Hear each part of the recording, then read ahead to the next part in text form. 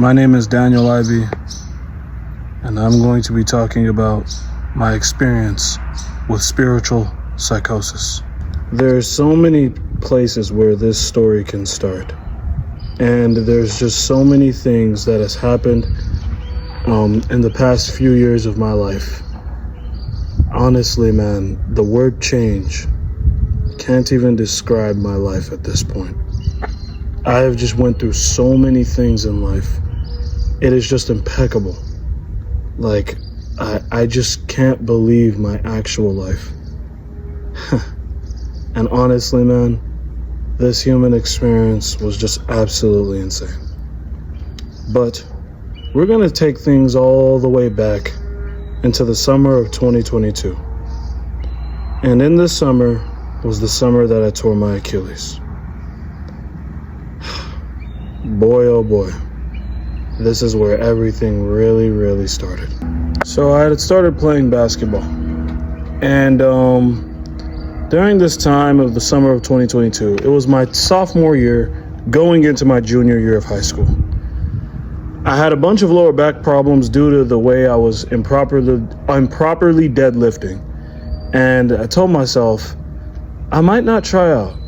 I might try out, I might see how things go, but overall, I think this NBA thing might not happen, and that I'm not really going to be pursuing the NBA, and I'm probably going to shift my gears to something else that I like. And that was content creation. And I've always did content creation. I did content creation throughout pretty much as soon as my freshman year started. That was when I was already thinking about doing it. But then I really started doing content creation in April of 2021 on my Dang Daniel channel. I might post this video on there. And so I've been doing content creation since. And one thing that I kept on saying during these times was park takeovers. How people, decent hoopers will go to parks, right? It was the Ball is Life takeovers. They'll go to parks. Nick Breeze at the time, right? There was so many people going to parks. They were decent hoopers, and they would just hoop. They would record their hoop sessions, and I thought this was amazing. And also, another thing I was doing was I was dunking at the time. I'm still very big into the dunk community, even after I've been injured. And so watching the dunkers, the pro dunkers go off and do their thing was always just so magnificent to me. But anyways, at this point in time, at around like July, I was thinking to myself, and this was the day before, no, not the day before, this was the day of I tore my Achilles. Remember that morning when we were getting ready to go to the gym, and I was like, I'm very inconsistent with my dunks. I'm very inconsistent with my jumps. For those that have been in this dunk journey, you would know that low days really suck. And so I had a bunch of low days, and then sometimes I would just have one high day, or not even one high day. I would just have one day where like one of the jumps are just so fucking high. And it literally happened that summer. It happened at the very beginning of the summer. It was just so crazy. I don't want to fully talk about this, but I got my head at the rim, and I never ever experienced anything like that again. I only experienced that once in a lifetime, and it was just crazy. And it's crazy because, it's a meme. It was a meme, some years back, I think. But, I did it, but the cameras were not on. And that just really kind of sucked. I really wish, looking back, that I just got every single thing I did on camera. And I could just always look back and just watch the amount of things I did, right? No memory is really appreciated till it's gone for real. And that's how my life has always been. I've never gotten plot armor. I've never received a crazy reward. All my life has ever been was bad things happen to me and slightly less bad things happen to me. And I just have to be grateful that the slightly less bad things aren't as bad as the lowest bad things that have happened. And so, right at this point, I'm like thinking to myself, the NBA, I'm probably not going to make it. I'm just probably not going to make it to the NBA, and that's fine with me. But I can do this. So I was planning on working a job, stretching out my body, relaxing from basketball, and then trying to get a PC, get a camera, and start posting hooping content onto YouTube. This was my plan. And so, like, just do this while I'm in high school, make some money, and then move out and just do this full time. Basketball was my thing. Basketball was the thing I enjoyed the most. I would still probably post content on like maybe gaming and, reaction videos. 100% I was still going to do that. But basketball was going to be my main shtick. And that was really the main plan. But on that day, on that fateful day, I had torn my Achilles. And yeah, it felt like somebody kicked me in the back of the leg. It was terrible. I could barely even move. And I just knew I was over. I was cooked. Not only, it's something that you never feel before, but once you feel it, it's so bad. And guess what? Family members didn't believe me. They doubted me, and they doubt me even harder, as you're going to see that my life has only gotten worse far up until this point. And this is around the day that I tore my Achilles 4 years ago. Like, it was 4 years ago that it happened. And so many bad things have just happened since, honestly. I mean, there's some good things that have happened, but all the good things that have ever happened to me in my life, guys, have just been either from hard work or being grateful. Like, most of the time, I never really receive any like crazy plot armor, and everything that I've ever done in my life has just been pure hard work and relentlessness. I had to really push my life out for it. But anyways, we need to get to the actual spiritual psychosis, because that's really where everything is going to take place. So pretty much I wanted to grow spiritually.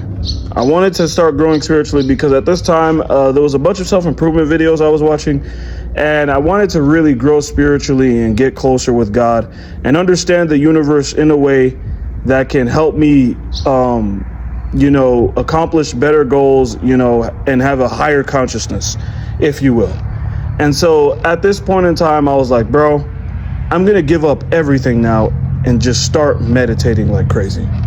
Like, I mean, putting hours into meditation. Each and every day after school, I'm just going to meditate, and stretch. Meditate, and stretch. And so that was the main goal. And at first, I sucked at meditation. I mean, I did meditation a little bit back then, before I tore my Achilles and all that. Like, I did it a little because, when all that stuff happened in 2020, self-improvement became a huge thing. Right? So I was doing meditation a little bit, but it was barely, right? I could barely do it because my momentum for basketball was so strong. And so after that, I started meditating a lot more, right? At first, I could only meditate for 5 minutes each throughout the day, before like feeling so much boredom, so much weird stuff, so much all of everything, right? And it's just like, it was just me focusing on my breath, laying down on the ground, keeping my back straight, or sitting up on the wall, against the wall, and focusing on my breath. And that was all I pretty much did. I was just trying my best to do it. I'd do it 5 minutes, then I'd stop. I'd do another 5 minutes in the evening, and then I'd do some 5 minutes in the afternoon. This was my junior year of high school. And so pretty much I was getting in deeper and deeper. I started doing longer periods. Now, longer periods, scientifically speaking, do not actually help you with anything. It doesn't actually help you retain focus better. It doesn't actually help with anything. The only thing that helps with meditation is just like maybe 5 minutes of focusing, and it's just you coming back to your breath. So, right, your brain would then dwindle off into a bunch of thought loops, a bunch of just thoughts and daydreaming, and then boom, you would refocus back your breath. Meditation is not you meditating for 20-hour stretch and just focusing on your breath. No, it's you focusing on your breath, you dwindle down, focus on your breath, dwindle down. It is what basically Andrew Huberman said about the Zen masters or the monks and all that, is their ability to refocus is so much powerful. And it's not, they don't have long periods of focus, it's just that they can refocus. And so that's pretty much what I was building.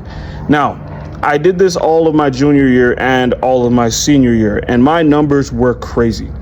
During my junior year, I was able to average towards the end of my junior year of high school. I was doing maybe 6 hours in one day. I was meditating at least 4 times a day. Not 4 times a day. I was meditating 4 times a week. Some days I would even do it in school, in class, right? Like, people would be recording me. Like, look at this guy, he's meditating. What the hell is this? It's so impressive. It's crazy, right? And I sit still, like I sit straight up and just close my eyes, and they'll just be like, what the hell is this guy doing? And I just did that all throughout the years. They would try to distract me, and the craziest part was when they tried to distract me, I would just have the biggest smile on my face. I don't know if they think I was probably trolling, or they most likely probably thought I was trolling, but that smile wasn't really trolling. It was just me being so happy. During this time, man, I would have the best thoughts ever. Now I get it. It's not about the amount. It's not about how positive or how negative your thoughts are. It's just about your thoughts in general. But I had the most positive thoughts. This was when I was just coming up with crazy stuff. I would listen to this guided meditation, and it would feel so damn good, bro. I was so happy. I mean, like, even now I am still pretty happy, if I would say so myself. But I felt so good. It felt like I was in tune with the universe, like in tune with a whole new layer of the universe, right? I had happy thoughts. It would be me like walking along a trail with like a backpack, going to like a dojo, meditating, working out, and just pretty much like working out all day. And then, I just had the happiest of thoughts, and it honestly felt so amazing. And so, yeah, pretty much during all that was going on, my junior summer came in. And so during my junior summer, I had started trying to learn how to drive. My dad was trying to get me into driving. And also, another thing I was trying to do was I was trying to find a job. So this job was when I was like, okay, I'm low-key meditating a lot, and I'm doing good, and I'm finding my inner peace to the world. Let's start this YouTube channel. Let's start making YouTube videos. Let's actually start talking about the experiences I'm having, right? Because at this time, my leg was fucked up, so I could barely move. I was in a boot, and I never got surgery. That is one thing about my Achilles tear. I never, ever got surgery. So I don't know. My leg feels really cooked. And honestly, man, if this shit falls off, it is what it is. Life has just gotten so bad to the point where I'm pretty pessimistic about it. And so, yeah, during this time, I was like, bro, you know what? Fuck it. I'm going to just stand all over again and try to get this job. And so I kept on applying. And me and my cousin, we both applied to McDonald's during July of 2023. So this was a year after I tore my Achilles. My leg was not in good shape at all. My leg really isn't in good shape now. But after that, I had tore my Achilles. Yeah, a year later, I was working this job. And honestly, it was easy as hell. People say McDonald's was hard. I had some bad experiences at McDonald's. I'll make that a whole separate video because I really want to get into the spiritual psychosis and the ideas I was having during that. And so I was pretty much just trying to grind hard, make $3,000 to buy a PC, right? Because I was really getting into PCs, and I'm like, bro, what if I started streaming? What if I deadass started streaming from a PC from my room and try to make it big? And that's what I tried to do. And so during this time frame, I was working at McDonald's. I worked all the way up until my brother's birthday. So that's October 10th, which is the same birthday as Naruto. Which is kind of crazy. My brother's birthday, my brother has the same birthday as Naruto, right? October 10th. So, I kept on working up until that point. I didn't start getting like 8-hour shifts until later on, after the training was good. I was getting paid $12.50 an hour. I did not spend, guys, one thing about me is I'm super frugal, and I'm super detail and goal orientated. So during this time, I did not spend a dime. I think I spent like $20 in total. Maybe like $70, because one day I did buy, I think some McDonald's or maybe pizza, because my dad was pressing me to buy something for my sisters and not to be saving all my money for myself.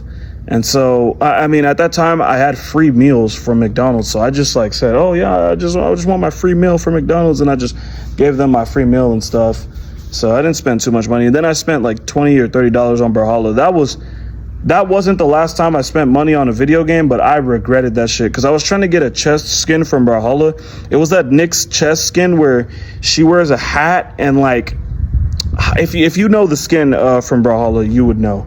But it's where Nyx like wears a hat, and that was like the main chest skin, and I didn't get it until the last skin. That was the last skin I got from that chest, and I spent like I think like a total of like $15 to $20, and I regretted that shit, because spending money on video games is just fucking useless, bro. In total in all of my gaming, I think I've spent only like $600 on video games. I am genuinely speaking, like in all the games I played, and the most money I've spent on a single video game was DC Universe Online, and it was like $250. Like dead ass, I don't spend money on video games. Like I just like video games are like especially if it's a free to play game. Like why the fuck are you spending money on a video game, right? I get if you're spending money like for the video game only for DLCs and to get the actual game, but that's it. And so like that all happened, and so I'd stopped working at around my brother's birthday, and when I had stopped working around my brother's birthday, I couldn't get the PC because I was trying to get it off of Amazon, and Amazon kept on recommending me their Amazon Prime subscription, I think. And I just kept, I kept like, I would look at, deals and stuff like monitor deals, PC deals, right? And so I'm like, dude, this shit is like, what is this? Like what, I was looking through the deals, and this Prime subscription just kept popping up, and I'm like, bro, what is this crap? Move, right? And so I think one time I accidentally paid for it. It was on accident, and I was like trying to refund my money, and they thought I was trying to scam Amazon. So then they had banned my account. I have to mention, this was okay. So junior summer, I got the job. So now we're into senior year. During this time, bro, I was meditating when it was days off. I was meditating for like 8 hours in one day. I peaked. It was during my senior year, I think, of Christmas break. I peaked at 20 hours of meditation. So that was me, laying on the ground, sitting back up, focusing on my breath, laying on the ground. I only took a 4-hour break. I meditated for 20 fucking hours, bro. It was crazy. And so, okay. But to get back to the point, another thing I was doing was I was watching One Piece at this time. During my senior year, because at this time I was like, bro, you know what? I'm going to get caught up on One Piece, right? And so, because like Wano was looking really good, right? People said like, oh, we're reaching towards the end of Wano, Gear 5 is finna drop. All this shit was going on. I saw the Dragon Ball Daima trailer at that time. And so, I was watching One Piece, and man, that was one of the best experiences of my life. Just sitting in my living room, watching Alabasta, hearing that Alabasta prologue theme, going to school, I'd get out early, right? Like it was just peaceful. Like it was really just peaceful. Like I don't know how to explain it. It was such a good experience.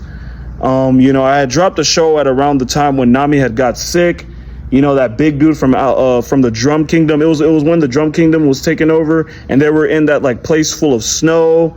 And this was around the time when Chopper's backstory, I think, had just finished, it was just getting started, and I had dropped the show. I had dropped the show a while back. I can't remember when. It was probably in my sophomore year. I think it was my freshman or sophomore year. And I just didn't watch it anymore.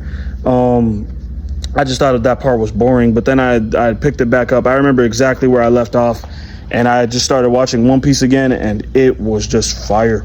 I got caught up on One Piece, I think February of 2024. I got fully caught up on One Piece. Fully caught up. That was around the time I think Egghead had just started. Bro.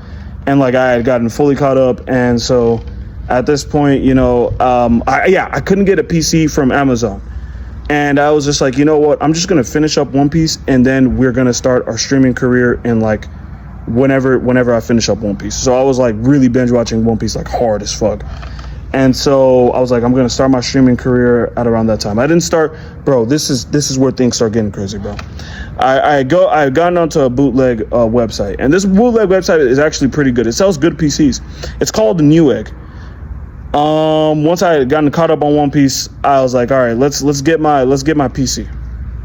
And during this time, I was searching up a lot of graphics card, doing hella research, and it talked about the 4070 Super, but no, the 4070 Ti, all that stuff. And so my PC at first was $1,700. My parents, they had got me a full desk and everything. I had already gotten my monitor, right? I was playing, Xbox on my monitor and stuff. And I had plugged in my PC. I did everything right, and it didn't work. I was like, what? Huh? I plugged in my PC. I had done everything right, and it didn't work. I was like, what? Huh? I'm like, wait, I'm doing everything right. And so then I for the next like 2 months, because I didn't get my PC until April.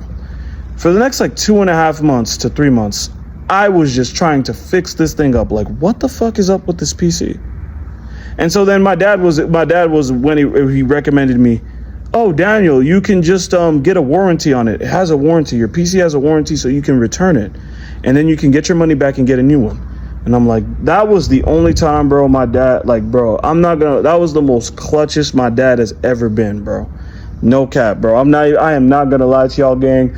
That was the most clutchest my dad has ever fucking been. So my dad had told me that, and then I was so fucking frustrated. I was trying to fix this thing up, do all this shit. I had like unscrewed like a lot of the shit in there. And I'm just like, bro, I went to a whole random ass nigga from like across like Arlington, bro. He was like, bro, your PC's broken. And it's like, bro, I had to pay fucking a lot of money for that. And then I had to pay like $70 just for him to check out the PC. And then I got the PC back. I went home. I was like, bro, devastated. And it was huge. That PC was huge, bro. I'm not gonna lie. That PC was huge. And so it was white too. I think I still have some of the videos on my phone probably. But I was in the roughest period ever. During this time when I was meditating a lot, I was going through something called the ego death. And I still am kind of going through it. I'm like slowly getting out of it, but I was going through the ego death where I was searching up a lot of philosophy videos, just trying to find the meaning of life. And life just felt like it didn't have a meaning anymore. And a lot of the shit that I just had to do and I had to come face to face with, like college. I always hated school. I've always been bullied. I've always been an outcast, a black sheep to everyone and everything. My family has never liked me. I've been a hazard to everything. A hazard to my family, a hazard to school. Everywhere I go, I have to act a certain way. I could embarrass somebody, and I just wanted to be free. And so I really was trying to make enough money to where it's like, okay, parents, I'm not going to college. I'm not actually going to college. I'm just going to drop out and do YouTube full time. That was the main plan. And so I don't know, man. God has just always redirected my life to something else, and it has always been the worst outcome, guys. So when this happened, I was just pissed, man. And then I sold I had refunded my PC. I went to UPS, I had boxed it all up, made sure I had everything soft, made sure I put the paper in there, made sure everything was perfect, the foam and all of that, and I packaged it perfectly with bubble wrap and the keyboard, the mouse, everything was clean, perfect, because I didn't get to use it. And so then after that I waited, and then I finally gotten a new PC off of Newegg, and not only was it better, bro. Not only was this PC better, but it was also cheaper by $200. It was cheaper by like $150, right? Because it was $1,400 and then like $1,600 after tax, and then the white PC that I got before that came broken was $1,700. So I got this new PC, and it was black, it was smaller, it felt good, and all I just kept thinking about was dedicating my entire life to content. It was April, and I was reacting to a bunch of basketball videos, but they were all getting copyright claims.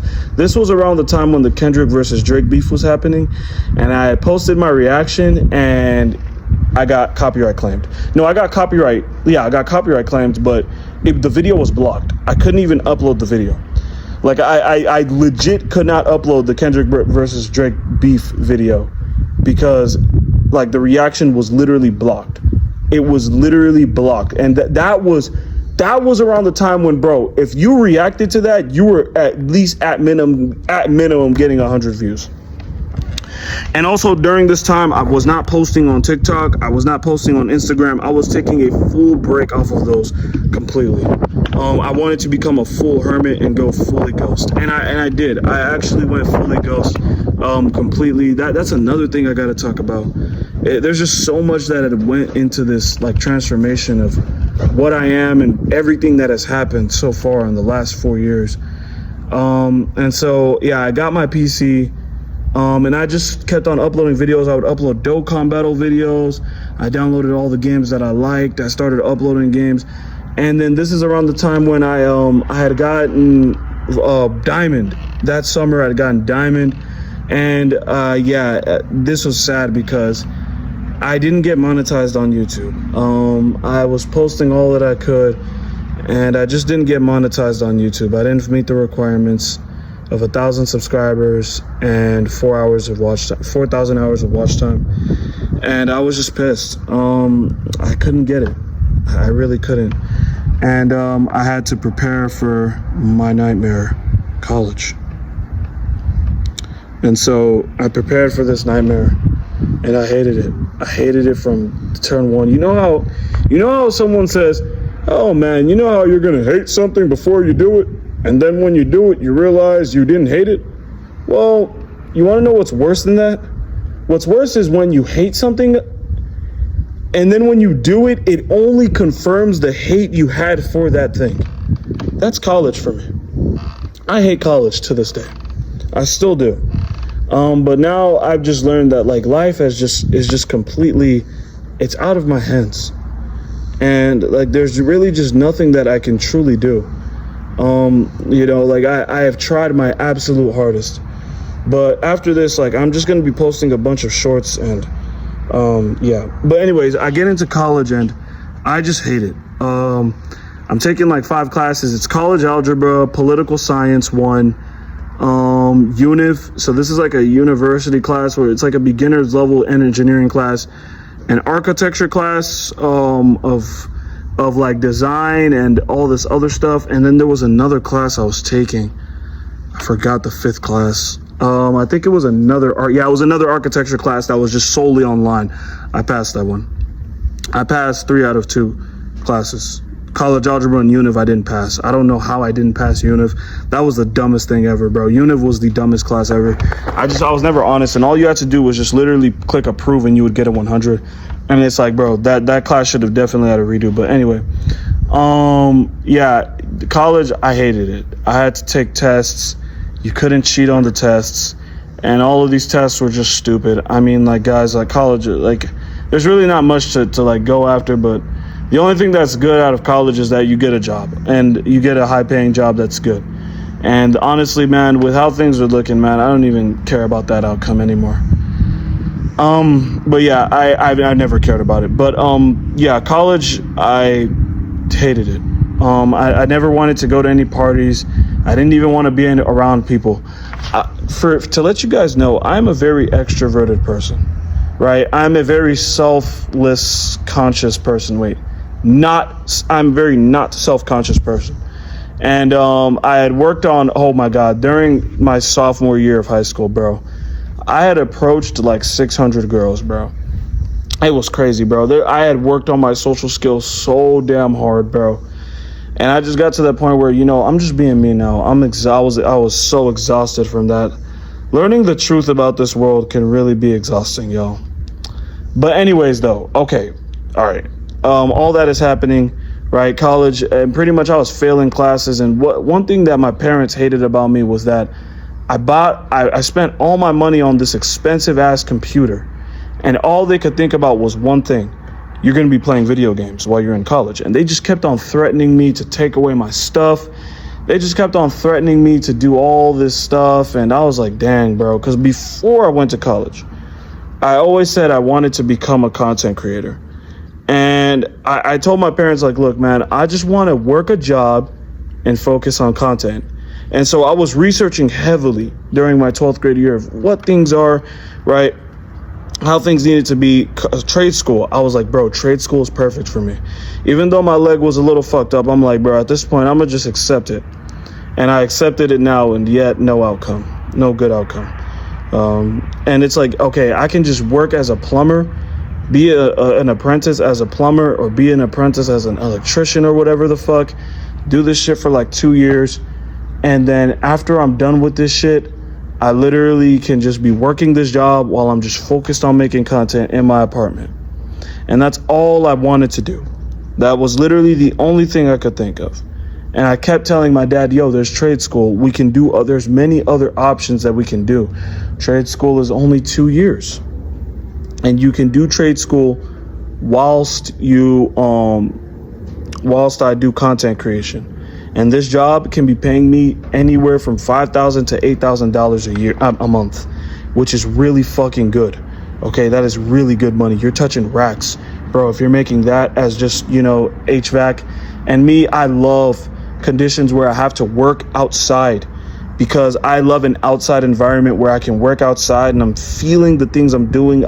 My mistakes, my accomplishments, all of it is hands-on. It feels amazing. But you can't get that type of experience, on a desktop job. I've never liked desktop jobs, and the only desktop work I wanted to do was content creation. Point blank fucking period. And so, newsflash, that didn't fucking happen. I have African parents, by the way, so you know how forceful and weird they get. We don't even have to explain that shit, man. And so, yeah, bro, at this point I was failing classes, and one thing that sucked ass about college for me is that it's like the amount of money you're spending for college is such a scam, bro. That money could be directed towards something else, but it wasn't. For me, it was not directed towards anything else, and that shit just fucking sucked. And honestly, man, I just hated every single experience about college. I still do to this day, but I mean, now it's just like, I'm just lifeless. I can't even cry anymore. I can't. The only time I'll probably be able to cry is when I accomplish my goals, and I can look back and tell the world, or tell my enemies, or tell hell to fuck off, because I am that nigga. But anyways, I failed like 2 classes, and it pissed me the fuck off. So during this time, I was like, bro, I don't want to do college anymore. And I was like, content creation is moving very slow. I've posted a lot of videos this summer. I posted a lot of videos during my first semester of college. And I'm like, dude, this college thing is wasting my time. And content creation is also a huge time consumer. And I can get around it when I'm starting to make money doing something else. So one thing I started doing at this point in time was I started looking up drop shipping. I had started looking up a whole bunch of stuff on drop shipping, and I just wanted to become a good drop shipper. And newsflash, that did not work, because there was no money I had to start. I didn't know that you needed real money to actually start that, and you need about like $500 to actually start drop shipping. So around this time, I just couldn't get it. I couldn't become a drop shipper, but I was just trying my hardest. So I started reapplying for jobs again. So this was the beginning of 2025. I started reapplying for jobs again, trying to like put my foot in the door. And I also told myself I'm only going to take 3 classes this semester. And oh my God, man, I made the worst mistake ever. When I was trying to take 3 classes that semester, I had taken political science 1 all over again.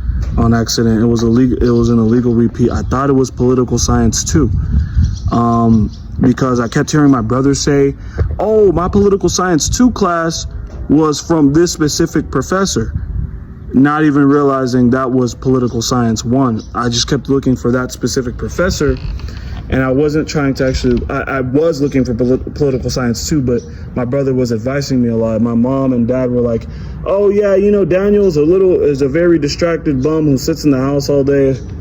All the stupid shit that I had to hear, bro. And so I just kept on hearing my brother's advice. They were very pissed because this college thing wasn't really working out well for my brother. My brother was supposed to graduate in May of 2025, but he didn't.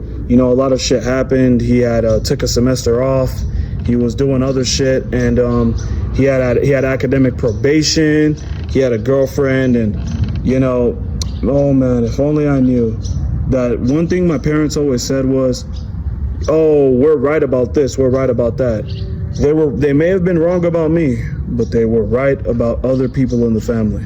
And that is something that I always need to pay attention to, that, your family is just people who share blood with you.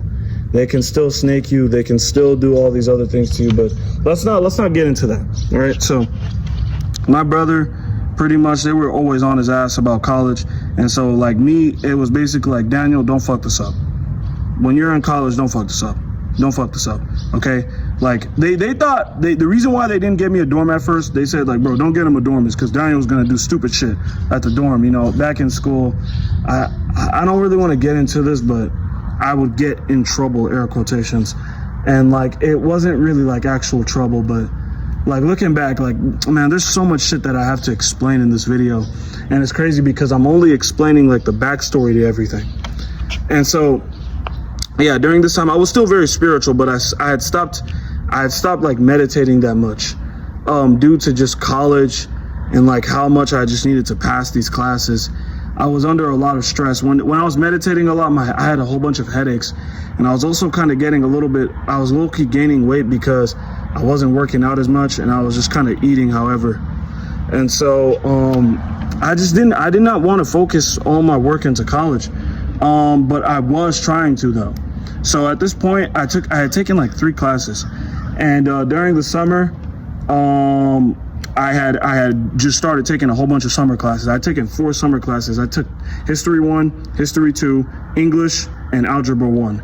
Right, I had passed it, or college algebra. My fault, not Algebra 1, college algebra. And so I had passed all those classes. I had all A's. It was at TCC, and so when I had passed all those classes, I'd taken 4.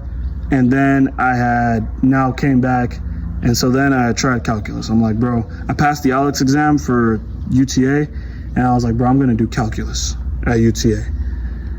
I thought I was going to pass it. I didn't. I tried my hardest, but that shit was intense, y'all. That shit was so hard. So at this point, I am like kind of defeated, bro. I'm like, man, I just want all of this to be over with. I just want to go home and just relax. That's all.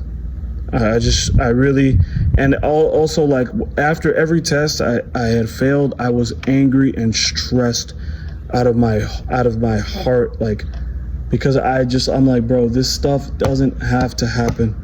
None of this actually has to happen, bro. Man, there's just so much I gotta record, bro.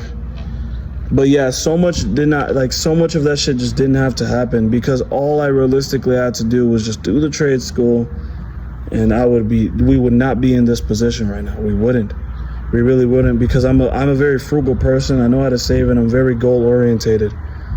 And so with that being said, at this point in December, it's my birthday, I turned 20. I'm like, bro, all I want now is to just pass my classes and move out. Like, pass my classes and surge this summer, so that I can do my architecture classes. Because I was thinking in my head that, okay, it's just the core classes, right? So if I take all my core classes at TCC, because TCC is much easier, I can then do all my other classes at UTA. And my architecture classes are not that tough at UTA. They're not. But my core classes are very tough. So I was thinking in my head, okay, all I need to do now is to just pass these classes at TCC. I was taking calculus 1 and chemistry at TCC, and then at UTA I was taking professional communications. I was also taking art appreciation to boost my GPA, and then finally I was taking forgot what else I was taking. And sociology. I was taking sociology. And so sociology, I needed this class for, it was like just like a requisite something. And so yeah, I had taken those 3 classes and I was doing good. Now during this time I was meditating. This is when we're getting into the real spiritual psychosis of everything that has just been happening, right? This is the time stamp 40. It starts at basically 39 minutes and 30 seconds, right? No, way later than that. 40 minutes. But basically, so at this point in time, I was like, bro, I'm going to focus all my heart into like making better content, right, and trying to pass my classes and do other things, right? And so during this time, I was talking to myself a lot. But you know how when you're a YouTuber, you can't escape talking to yourself. And so I was like, bro, I need to say my ideas like, well, okay, like if I'm taking a test, I need to say my ideas like out loud, right? I can't do that on a test, but that's the best way I can study, right? I can say my ideas out loud, be writing, be studying, and be focusing on my work, and, you know, be trying to, you know, do calculus, and, right? I wanted to figure out the theories of the universe. I wanted to figure out everything about the world, truly, and then come back to YouTube and just start speaking crazy on my spiritual channel. Because the thing is this, when I was doing YouTube, I loved my reaction videos, but I loved making content. But the main thing I really wanted to do was I wanted to talk about the transformation of consciousness, right? During this time, I was still very spiritual, right? I would still meditate from time to time, but I just really wanted to make videos relating to spiritual ideas. I was making very good reaction videos at this point. So at this point in time, I said, you know what? I'm gonna take a break and I'm gonna start studying YouTube channel. So this was around the time of March. Yeah, I think the channel is called Study with Daniel. And so yeah, I had my PC. I was basically done making reaction videos and gaming videos. I was making them like once a week, like one really good video that I put my effort into, like once a week. And I was just focused on trying to just pass these classes, right? It was chemistry and calculus. I was retaking calculus again.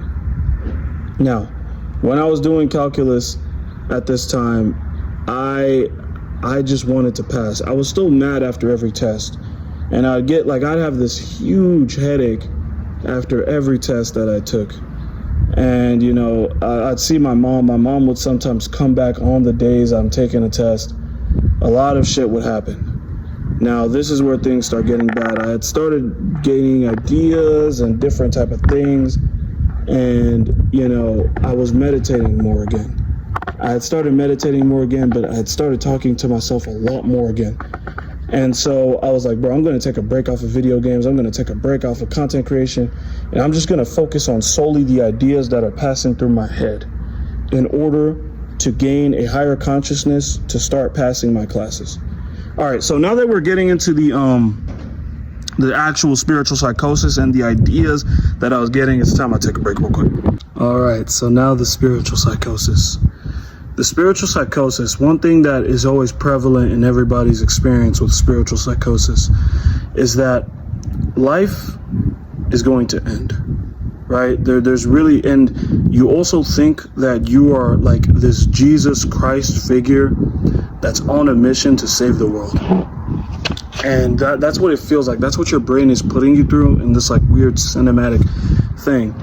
And you want to know what's crazy with most people is that for them, when their spiritual psychosis period happened, they were taking drugs, they were smoking weed, different types of drugs. And it's like me, I've never smoked, I've never drank a day in my life, never taken any drug a day in my entire career of living this human experience.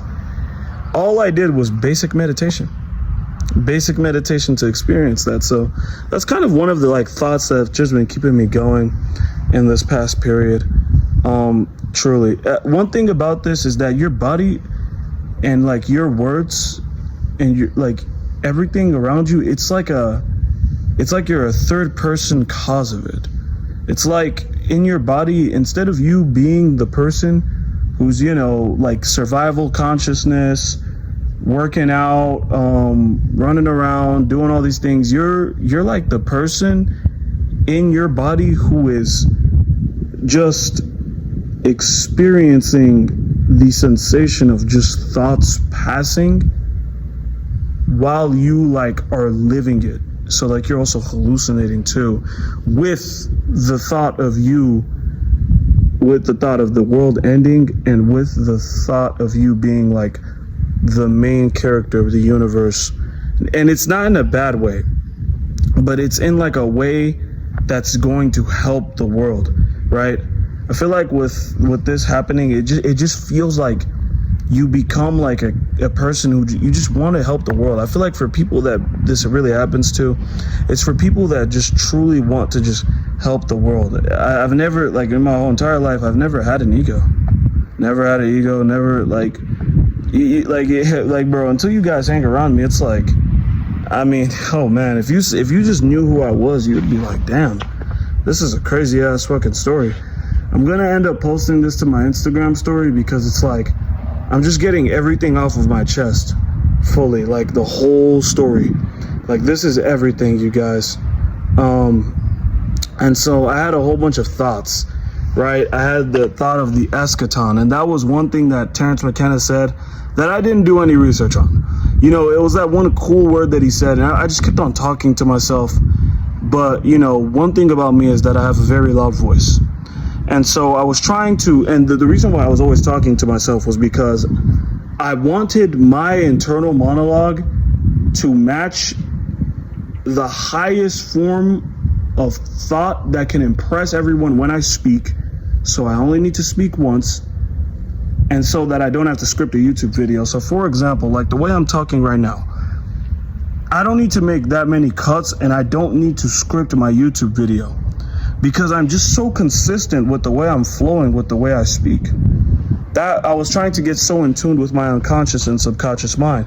Another reason why this happened, another thing is that I was also doing NoFap, and this was the longest streak I've had in NoFap in like a very long time. I'd say in the last, I think it was in the last like 4 years. I went like 60 days. So, you know, like it's just crazy. Like I had not like went that long on NoFap, and then I also was getting so in tune with what my unconscious mind was saying. I had many things like, you know, and one thing is that when your unconscious mind is speaking, it is coming from things that you really like. So the main things I'd really liked was Dragon Ball Z, Berserk, Vinland Saga Season 2, Avatar The Last Airbender, Naruto,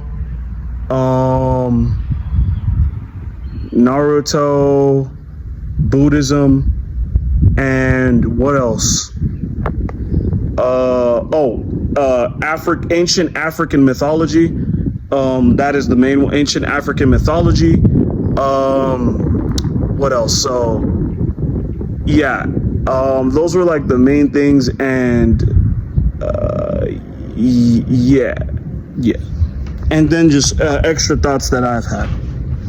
I don't know if I'm saying everything.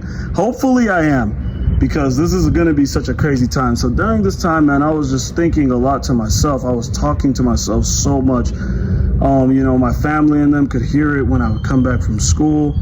And looking back, I really wish I had just been more private, because I wish like I had, I just wish this just didn't, like, honestly, just, I don't know, man. I don't know what to say, bro, because, like, man, this experience was just, it just, like, taught me a lot, and it just exhausted me. So I had a whole bunch of thoughts in my head. I was, like, far along these, oh, yeah, One Piece too. One Piece was one of them, far along the east, and then last but not least, it is people, and then content creators. Content creators, I'd say, like, those were the 10. Right? So just remember those 10 things. And so content creators was another one. So I was thinking about the transformation of consciousness, and also Maslow's hierarchy of needs, and how, like, you know, at first we're surviving. We don't know what anything is about. And then we start gaining knowledge, and we start gaining hierarchy and positions. And then I was thinking to myself, oh yeah, and also there was also a book that also motivated me was Sapiens, and then Humankind. Those two books I had read, or I'd listened to the audiobook of those two books during my senior year. And so I was just thinking, like, man, are human beings really good? One thing about my entire life always was that I have always been a very good person, like overly good. And, you know, people could say, oh yeah, being a good person is not a flex. You were an overly good person because of the way you were being treated as a kid when your parents raised you and all these things. And it's like, but also these things that I did truly just came from the bottom of my heart. It's kind of like how when people would say, oh, David Goggins works hard because he's a masochist. Or it's like David Goggins knows how tough life can get, and he's working very hard because he knows that life ain't no motherfucking joke, period. So, with that being said, I've just always been a good person because of just how like fragile I've always seen life to be. Things have just always kind of just happened to me. And I also just drew inspiration from Goku and then the Bible, right? Those were just like two of the main things. Like I just always wanted to be like Goku. And one thing that Disney Channel always told us as kids was be yourself. Like be yourself, be you. And that just always stuck with me. Like be yourself. Be who you want to be. And that is just what I did. All I ever did was be who I wanted to be. And so I wanted to figure out the truth about my life. I wanted to figure out what I really was, who I really am. Right? Fuck all of that. Why am I always getting bullied? Why did I always get punished for being me? Why do random punishments always come to me? Why did all of these bad things have to happen to me? Why do I have to be God's soldier if I really am God's soldier? Or is this just karma from my past life? I was asking so many fucking questions, bro. And I just wanted a fucking answer, right? You know how it's like when you're in the dark, you just gotta act like you know what's there. And you just have to attack on. And so during this time, I had just kept meditating. I was meditating a lot during class. I started meditating again. And bro, one thing I was feeling was samsara. Bro, when I would meditate, I'd feel samsara. Like I'd be a still statue and I felt nothing. Things just snapped. I just snapped out of existence when I would tap into that state. Like literally for a couple of seconds, I would just tap out of existence. I don't even know what happened to me. I was still as a fucking rock in class. And that was when everything started taking place, bro. I had fasted for 3 days, bro. Okay, so basically at this time, bro, I had just kept experiencing so many emotional anime thoughts, right? And I don't want to go too, well, I probably am going to go deep on like the anime shit that I was thinking about with, you know, people, right? The entire dynamic of all the human beings that have lived. And, you know, the things that they've been through and the things that they have left upon us to, you know, for the newer generations to experience from time and time. And I just kept on thinking about that. And I also thought about evolution, too. Evolution is the main thing about this because, you know, I was also thinking about like how like science and the Bible just do not have any correlation whatsoever. But, you know, our hearts and emotions yearn for the Bible when it is time. But when it's time for our mind and logic to actually come into place, that's when science always wins, and logic and facts are just the world itself.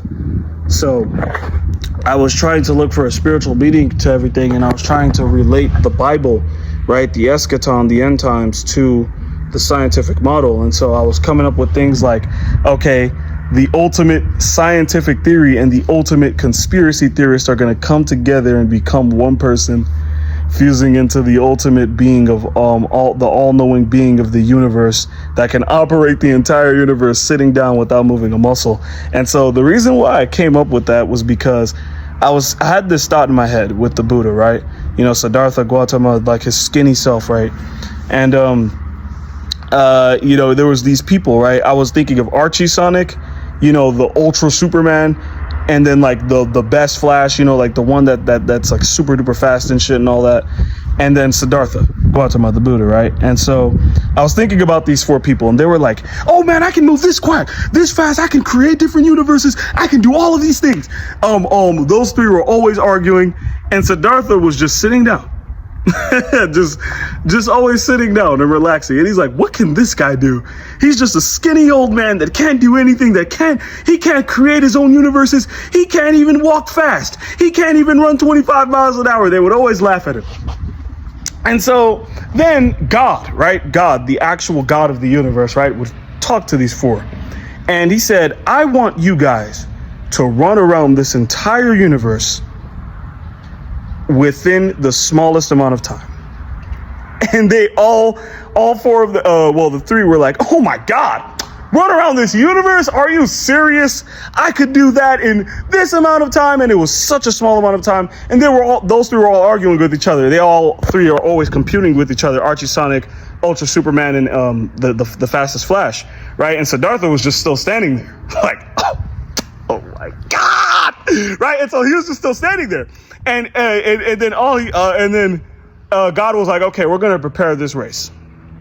We're gonna prepare this race, and we're gonna see who could actually run our lap around this entire universe without moving a muscle. We're gonna see. And when the timer started, it finished. And the person who came first place was the Buddha. And they all were just shocked. He always came first place. Always. And I in my head, like the humility of being a human, he always came first place. Every single time. Because I remember I also had this thought of when Master Shifu and Tai Lung, right? Master Shifu and Tai Lung are the two like demonic family, because they are always focused on getting what they want. Master Shifu can't see past what he wants, and what Master Uguay was trying to tell him was that Tai Lung will only bring you what you want, but he's not going to bring what the world needs. That was what I learned from Master Shifu and Tai Lung. And so them two are like, they remind me of like, I don't know, like just like a greedy family member, like two greedy family members, right? Like a greedy dad and a greedy son, and they just can't escape the cycle of greed. And so, yeah, pretty much with the thing about the operating the universe and running a lap around the entire universe without moving a muscle came from science can't measure a thought, right? And so I thought that, our thoughts can keep expanding. And so in one singular thought, you can come across everything in the universe with one singular thought. And so that was our main superpower. And I was like, yo, this is the power of a human. All right. I was thinking like those three, Archie, Sonic, Flash, and Superman, were all thinking one thing. This is the power of a human. This is the power of thoughts. And so Siddhartha Gautama could literally maintain an entire lap around the whole universe. He's the only fourth dimensional being. This is what I was thinking in my head. That can maintain the entire universe without moving a single muscle. Every time, first place. And so this was one thing from Kung Fu Panda that I saw, was when Poe had came down, and when Poe was cleaning up, and then he got launched over because the Dragon Warrior trials were about to happen, and then he got knocked out. He got over the fence, and then he got knocked out, and then Master Uguay was just pointing directly at him like this. Yeah, I don't know. Hey, let me try. Just like that. And like he opened his eyes. First place. You will always. I forgot. And then also I was watching Taekwondo. I forgot what it was. Like you can't to get first place in the universe. You have to arrive without knowing how you came. Because when you can't know the start if it hasn't finished, and you can't know the finish when you don't even know when it started. And that is you being present. You always get there first. And that's what I was thinking in my head. So this was such a cool thought that I was thinking of all these cool ass fucking thoughts. And I was just like, I just kept on going. And then, bro, one day I think that is still my most emotional moment, bro.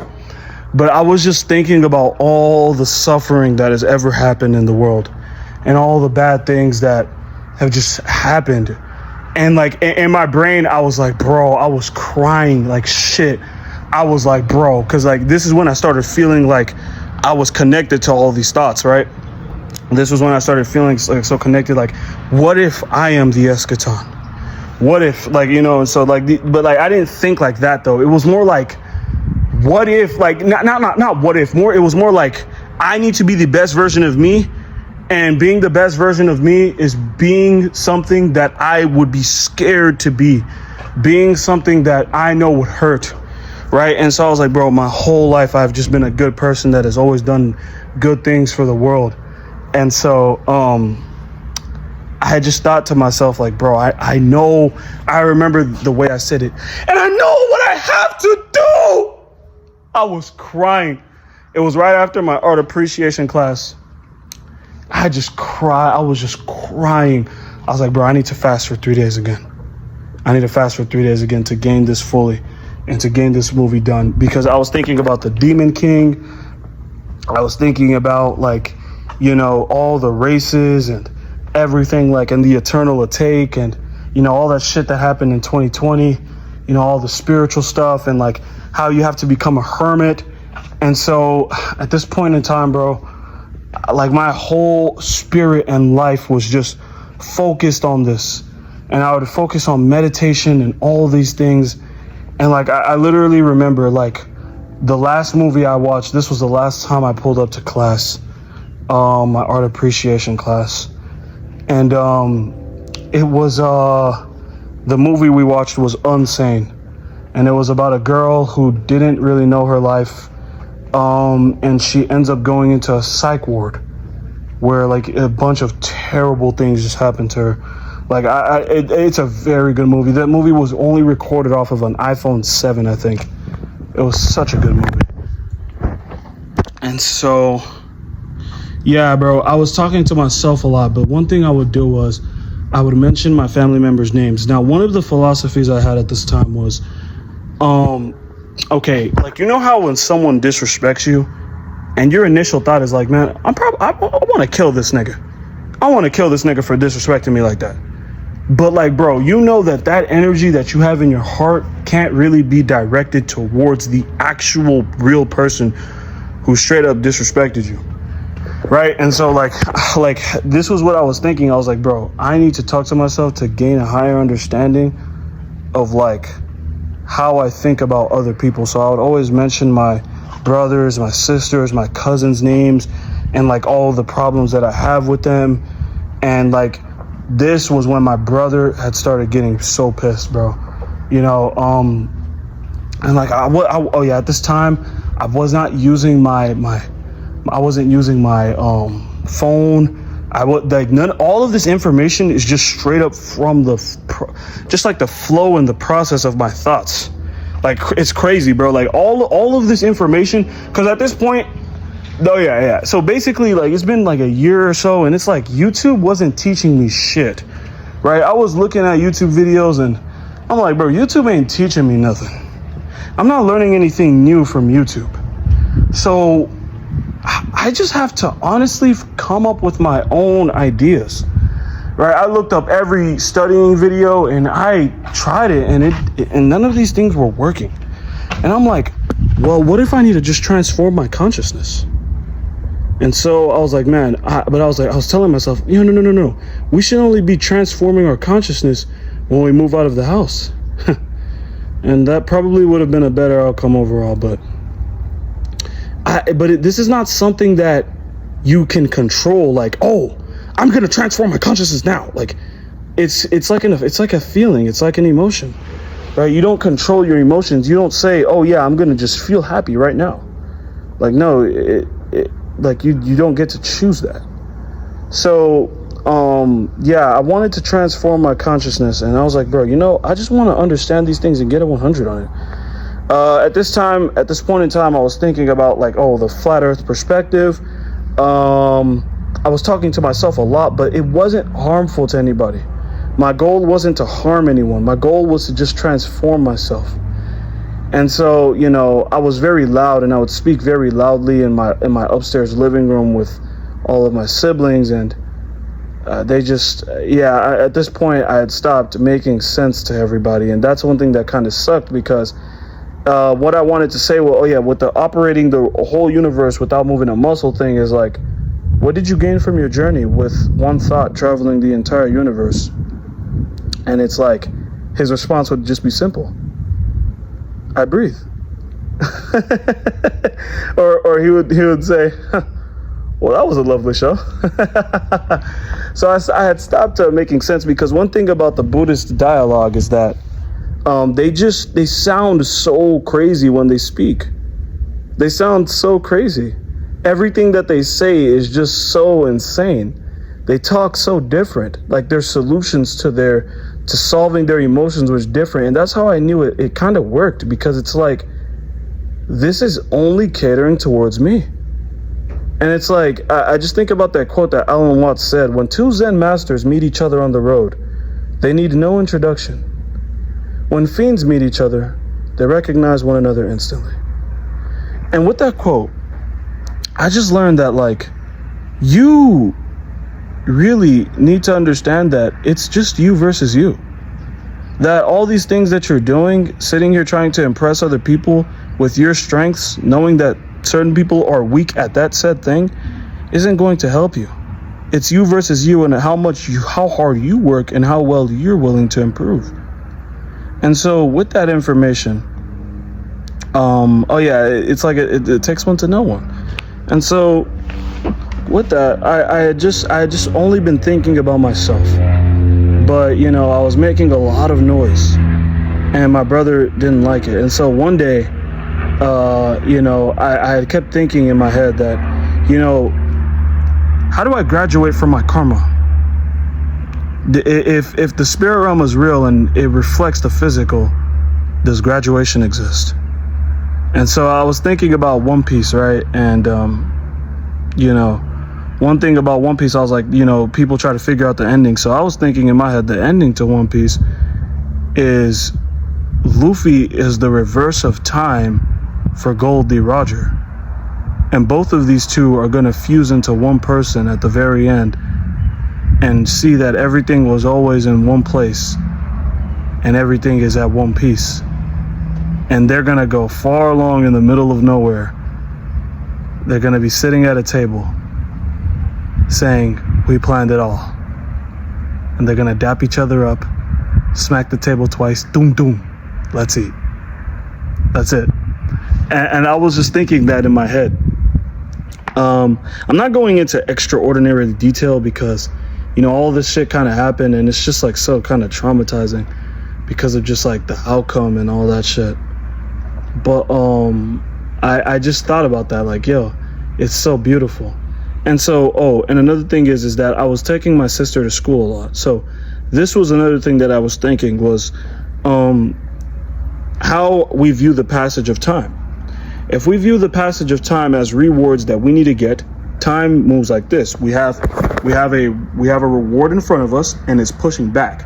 So we will always be deprived for our rewards, and that keeps us in the cycle of suffering. However, if we view everything as an accomplishment, time flows with the present.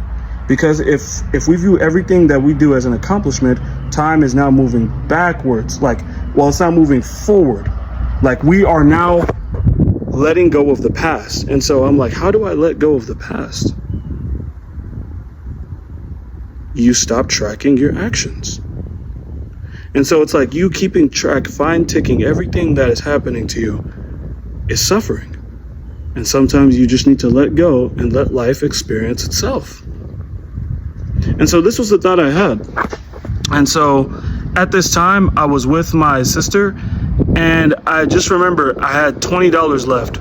Oh yeah, I was in class and I was listening to what the professor was saying, you know, just kind of just like learning and just, you know, being in class. I was in calculus and it was 7:00. It was like 7:00 at that time. My class at that time was 6:30 to 8:45. So, it was like around 7:20. My sister was like, yo, Daniel, I need to call you. She had called me like a bunch of times and texted me. I was so scared because I didn't see this text message till the end of class. I do have to mention that ever since I was like a hermit and I stopped scrolling on social media, my phone has been on Do Not Disturb. And my phone still is on Do Not Disturb. So I did not know until the very end of class. And I was scared. I was like scared shitless. I was like, bro, my sister, my big sister, she's special ed. She is also zones out sometimes. And not special ed, but she has a learning disability. She's still capable of doing a lot. Hold on. It's crazy. My sister just called me, but yeah, she's still capable of doing a lot. And so one of the things that were happening was like my sister, even till now, You know, she's my big sister. She's like 25 years old. She's been out of high school for like 7 years. And, you know, she's a normal person. And she kind of wants normal people experiences of, you know, going out every day, being with friends, chilling out and doing all these things. And my sister hates, she hates being in the house all day. She always wanted to go to college. And, you know, she's jealous of us. Like, she's jealous that, like, yo, you guys get to go to college and I don't. And it's like, and I'll tell my sister, it's like, we're all dealing with things we don't want to do, Frida. And it's like, you know, it's just kind of crazy to me that, like, me and my sister at this point were relating a lot. And, you know, my sister was going insane. Like, she'd get so mad. She would leave the house, you know, and she didn't have a job for a bit. She used to work at Kroger, but when you know how when you're like, you know, have a learning disability, you know, people can take advantage of you. You know, people are fucked up, right? So my sister, she would go outside in the hot ass sun and be pushing carts, like, and, you know, she's a woman, bro. She's short. Like, you know, she can't be pushing carts out there in this hot ass fucking sun in Texas, in the heart of Texas, in the heart of fucking Arlington, Texas, bro. Like, that's crazy. You know, so, like, it was hot as fuck. Like, you know, she'd push these carts and, you know, she'd get frustrated at work. So then she got fired and stuff. So she's been trying to find a job for about, like, I'd say, like, damn near, like, 2 years. And, like, bro, I mean, like, she can't find one and she's frustrated at home, you know. And I was like, bro, like, we relate so well. We still do. We relate so well. Like, I just want to leave the house and focus on content creation. And all of these things that have just happened to me have been so useless. So useless and so stupid. What else, man? So another thing I was thinking was, and the reason why One Piece, I was thinking about One Piece a lot was, okay, so around this time, Egghead had just ended. Egghead had just ended in, like, the end of March, right? And so Egghead had pretty much ended. And so, when it had ended, you know, in the opening, I think it's like they kept going to every part of the map, and then boom, at the very end it was a star, like, and that was like basically the One Piece. And it's like they're traveling to it because now they're in Elbaf right now. And so with this One Piece thing, was the reason why I thought like this was because when I was watching Dr. Huberman a lot, I was thinking to myself, well, we all have certain brain parts, brain areas, and it's like when we start figuring out each and every brain part area and how they work, once we begin to start knowing how the brain works, we're beginning to know the foundations of the universe. And so once we begin to know things like this, it's the forbidden knowledge. And once we know this forbidden knowledge, that's when Jesus is going to come back and he's going to remove all the evildoers, and all the good people get to live a great and nice eternal life in heaven, right? So that's what I was thinking in my head, because I'm like, all this time human beings have survived for what? What have we truly survived for? Are we just fizzing atoms endlessly, going after dopamine for no fucking reason at all? Like, why don't we just die? Why don't human beings just fucking die? Why not? And so I was thinking it's because of the transformation of consciousness to transcend. That's why we haven't died, so that we can be with the Lord and not go to hell. And so with these thoughts that I was just having so many thoughts about karma and all this stuff. And so I was just thinking to myself, I had to fast for 3 days to gain this knowledge before Dr. Huberman tries to showcase his whole new AI that's gonna destroy our brains and our consciousness, and it won't allow us to transcend, but to just become hedonists on this planet that only pursue dopamine. And so I was like, I'm gonna fast for 3 days, and so I'm gonna come out with the knowledge, and they're gonna try to create somebody that looks exactly like me, who is going to try to operate the universe without moving a muscle, not even realizing that the only way you could do that is through your human body and not through all these superpowers. And so the reason why we don't have superpowers is because we don't need them. We don't need any superpowers. We already have them. And we already had them from our previous lives. And so the more powerful you were, and the more you physical actions you needed to do to operate the whole universe, the lower being that you were.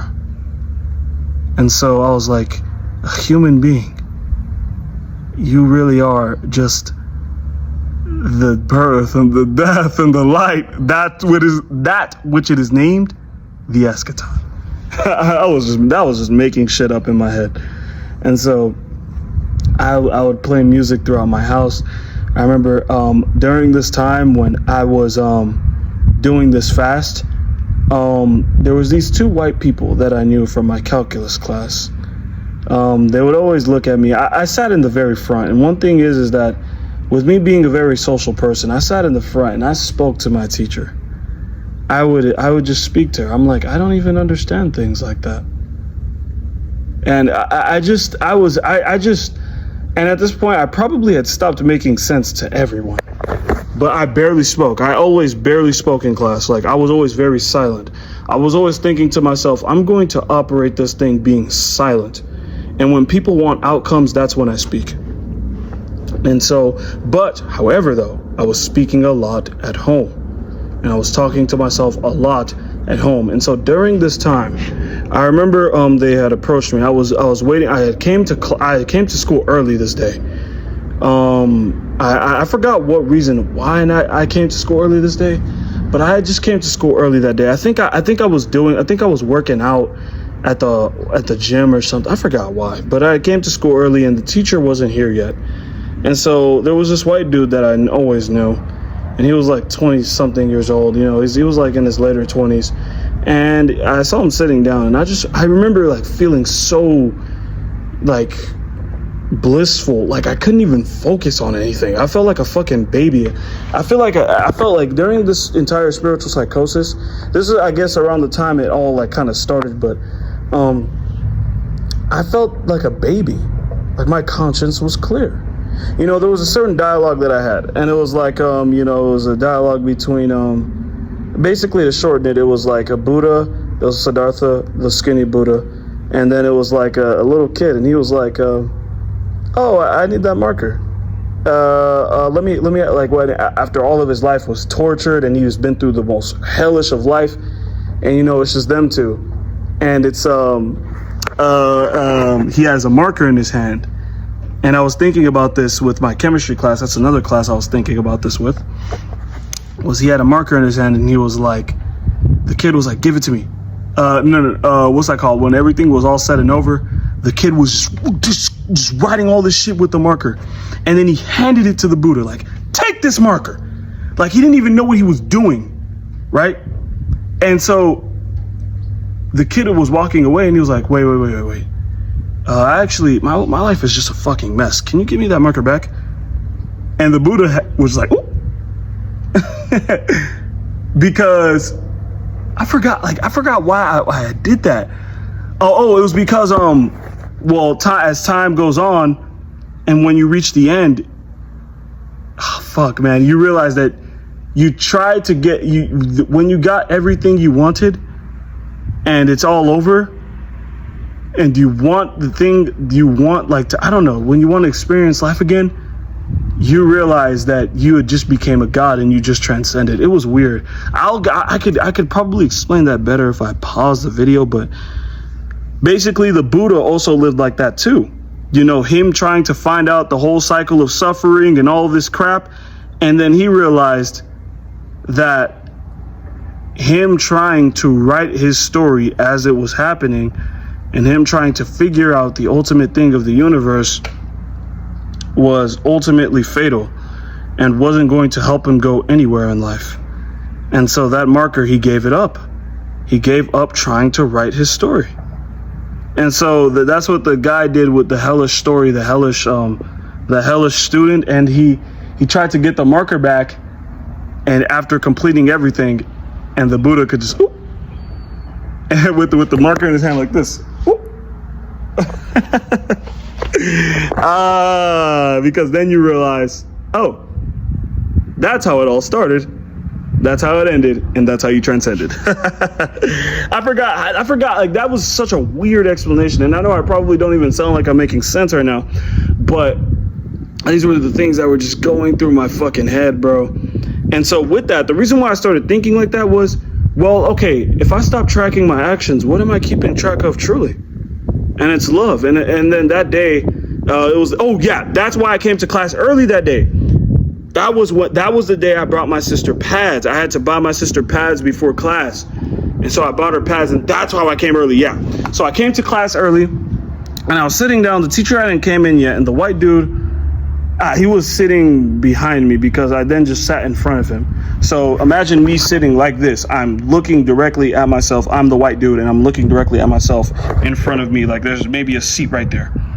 I was in front. And so it was like two tables. It was like two circle tables, and he was on the one behind me. I was in the one in front. And I was just looking at everything. Like, how did everything get built?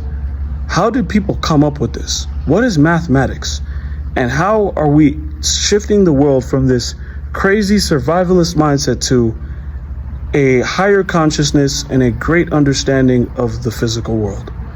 And what is spiritual knowledge? And what is all of these things that we have to deal with? And so then the guy approached me, and he was talking to me, and we were just talking about life, like, oh, college, like, oh, what you in here for? I'm like, oh, I'm just architectural engineering, shit like that. And he was like, man, I was like, so, like, what was your college journey like? You said you went to UTA. What was your previous degree? He said, oh, yeah, I went to school for biology, I think. I want to say biochemistry or biology. And I was like, oh, that's sweet. It's nice. And he's like, oh, yeah, but I'm coming back to school to do engineering. It's like, oh, that's pretty crazy. The reason, and he was doing calculus 1, even though he had already did all the way up to calculus 2. He said, I'm going to just redo it. I'm like, okay. And so but he was low-key like a little suspect with the way he was talking to me. And so he was like, man, it's like, I'm trying to understand calculus like you, man. Because, like, he was very good at calculus. Like, he would get high grades. He would understand this perfectly, explain it right. He would go to the teacher, talk so perfectly. And he just knew exactly how to speak. And then, as he was just talking, and he was like, Isaac Newton used to believe in fireballs and all this crazy ass shit. And I'm like, oh, that's crazy. And he's like, Isaac Newton came up with all of calculus in the summer in a log cabin. I was like, what? Real shit? This was all I heard before hell started. And I was like, wow, that's crazy. I was like, man, like, so, I was like, man, like, what was your other, like, years of college like? And he was like, man, I didn't even know who I was. I was just going through it, and I was just trying to get to my goal, and I got it. And so I was just like thinking to myself, like, what does this mean? With all these spiritual things that I'm going through, what does this mean? And so then the white girl came up, and she was like, and it scared the shit out of me. These two have been like watching me. Maybe it's because at this point I was already like kind of not making sense with my understanding, and I was getting corrected. And I remember during class that day, the teacher was talking about science. She was talking about calculus, but then she was talking about something in calculus. And then the students both of them at the same time answered when she was talking about science. I forgot what they did when they dig up the ground and do all this stuff. And they both said it at the same time. Carbon dating. So carbon dating. So my thought was this.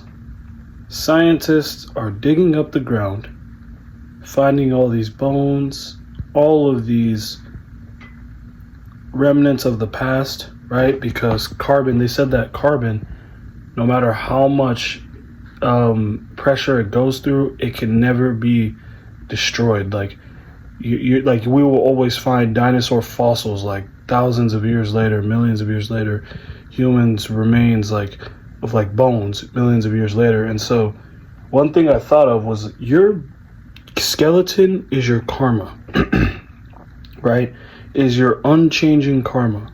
right? Your flesh is what you're doing to transcend yourself out of this karma, but your skeleton doesn't change after the age of 23, 22, somewhere around there. And so after that, you stop growing. Your skeleton stays the exact same all the way up until 80 years old, or however many years old you're going to get. And so with that, I was thinking to myself, scientists are doing all of this digging and all of this crap because they are trying to come up with an ultimate being that is a human-like being who can do all of this crap without working hard for it. You're right. And so they're digging the ground, and I'm like, isn't this all the forbidden knowledge that the Bible is talking about? And so it's like, what is the point of all of this? Why does science make life feel so meaningless, but the Bible makes life feel so meaningful? How are these two not together? How come they don't correlate at all? And so I was just thinking to myself, scientists are doing all of this crap to keep on trying to reincarnate as a better third-dimensional being so that they can live a good experience, because they know they can never transcend. They know that they can never graduate from the lives that they're living. The terrible lives, all these bad things that they're doing. And so I had this thought in my brain, right? Because your skeleton is the thing that keeps track of everything. Your skeleton is the real spirit, right? Your skeleton is the spirit that is keeping track of everything. It kept track of all of it, because carbon, right? It always stays in the ground, blah, blah, blah. Like you can always find it way later if we dig the ground up. So your skeleton was keeping track of all of the bad things happening to you, and all the good things, and all the good things you've done, and all the bad things you've done, right? The truth always comes to light. And so with that, I was thinking, like, they are now trying to resurrect something with all of this carbon dating bullshit, all of this digging the ground, finding fossils. They are trying to resurrect something. This is what my mind was thinking at the time. They're trying to resurrect someone who is like Jesus Christ, and that will be the Antichrist. That's what I was thinking in my head. So they're doing all of this before the end times because the devil knows that he needs to persuade and get as many bad people or as many people as possible to hell so that he can reign for eternity. And so one of the things I thought was, what's that called? With the devil reigning for eternity. Well, yeah, the devil knows that he can't do it on his own. He can't control the world on his own. And he knows that a lot of humans search for power, but they don't want to work for it. And that, towards time, as time went on, the Bible and religion and everything just became super, backdoored, right? It's now looked down upon, it's destroyed. And so we're going to need a fake Antichrist, someone who looks like God, who looks like they're of God, but they're really not. And so they're trying to create this ultimate being through a skeleton, through a ordinary human skeleton. We're not really an ordinary human skeleton, like a product of every animal that has came through the past and make them extremely strong, extremely weird, and they're not really a human, and they also have an AI brain. So another thing I was thinking of was that the brain is, once they start figuring out each and every part of the brain and how to bring it together, your third eye can open. So what they did was, once human beings start accessing that type of knowledge and they start figuring out what the world is and what the world is and seeing it for what it really is, they're going to start trying to shut down that knowledge so that nobody can transcend, and that they can always repeat this human cycle over and over again, the suffering cycle, by taking down as many people as possible into the third dimension. And so that was one of the things that I was thinking, was that they're coming up with this chip brain, and they're going to try to create a human that is exactly of the Antichrist, that's perfect, but we know it's not perfect. And this was huge. So I was thinking all of that shit, and I'm like, bro, I gotta get prepared, bro, because when is the world gonna end? And I just thought about it in my brain, when is the world gonna end, truly? And it's like, well, if Jesus is really out here, it's gonna end with him. So I was like, okay, what if it ends here in Dallas, Texas? What if the world ends here in Dallas, Texas because the World Cup is taking place? The World Cup is taking place and everyone's going to be watching. It's going to be on everyone's TVs. It's going to be just, I feel like a normal moment, and then boom, out of nowhere, the world starts changing. It starts going upside down. Kind of like how in Berserk, the world went upside down when Griffith, when the full face came to the egg of the king. You know how if you've seen Berserk, these are spoilers, but the egg of the king has like it has a nose and 2 eyes and a mouth, and like it's all shifted in different places. But when Griffith held it and he was about to die, it all shifted into one thing, and then the world went upside down and shit. And so yeah, that's what I was thinking about that. And I'm like, okay, if that's gonna happen, I gotta start getting prepared. So I started fasting, and then I was like saying, I gotta become a hermit. I can't let people know the knowledge that I'm gaining. I can't let people think like me, or they're gonna there could be snakes out here. Because I was also thinking, okay, if there's good people out here, there's also snakes, and I just want to protect my family, and I just want to get them to safety and guide them to peace. That's all I kept thinking about. And so I'm like, bro, black people, we have suffered, we've been through slavery, and so if we want to retake back this universe, we need to, as black people, all come together and start meditating, because we taught the East how to meditate. We taught them different languages. We taught them about, how to treat your muscles, things of that sort. And so like, yeah, that's another thing I was thinking. Like the Anunnaki came, right? It was like an ancient African god that was trying to conquer planets. And so he came through and he was very egotistical.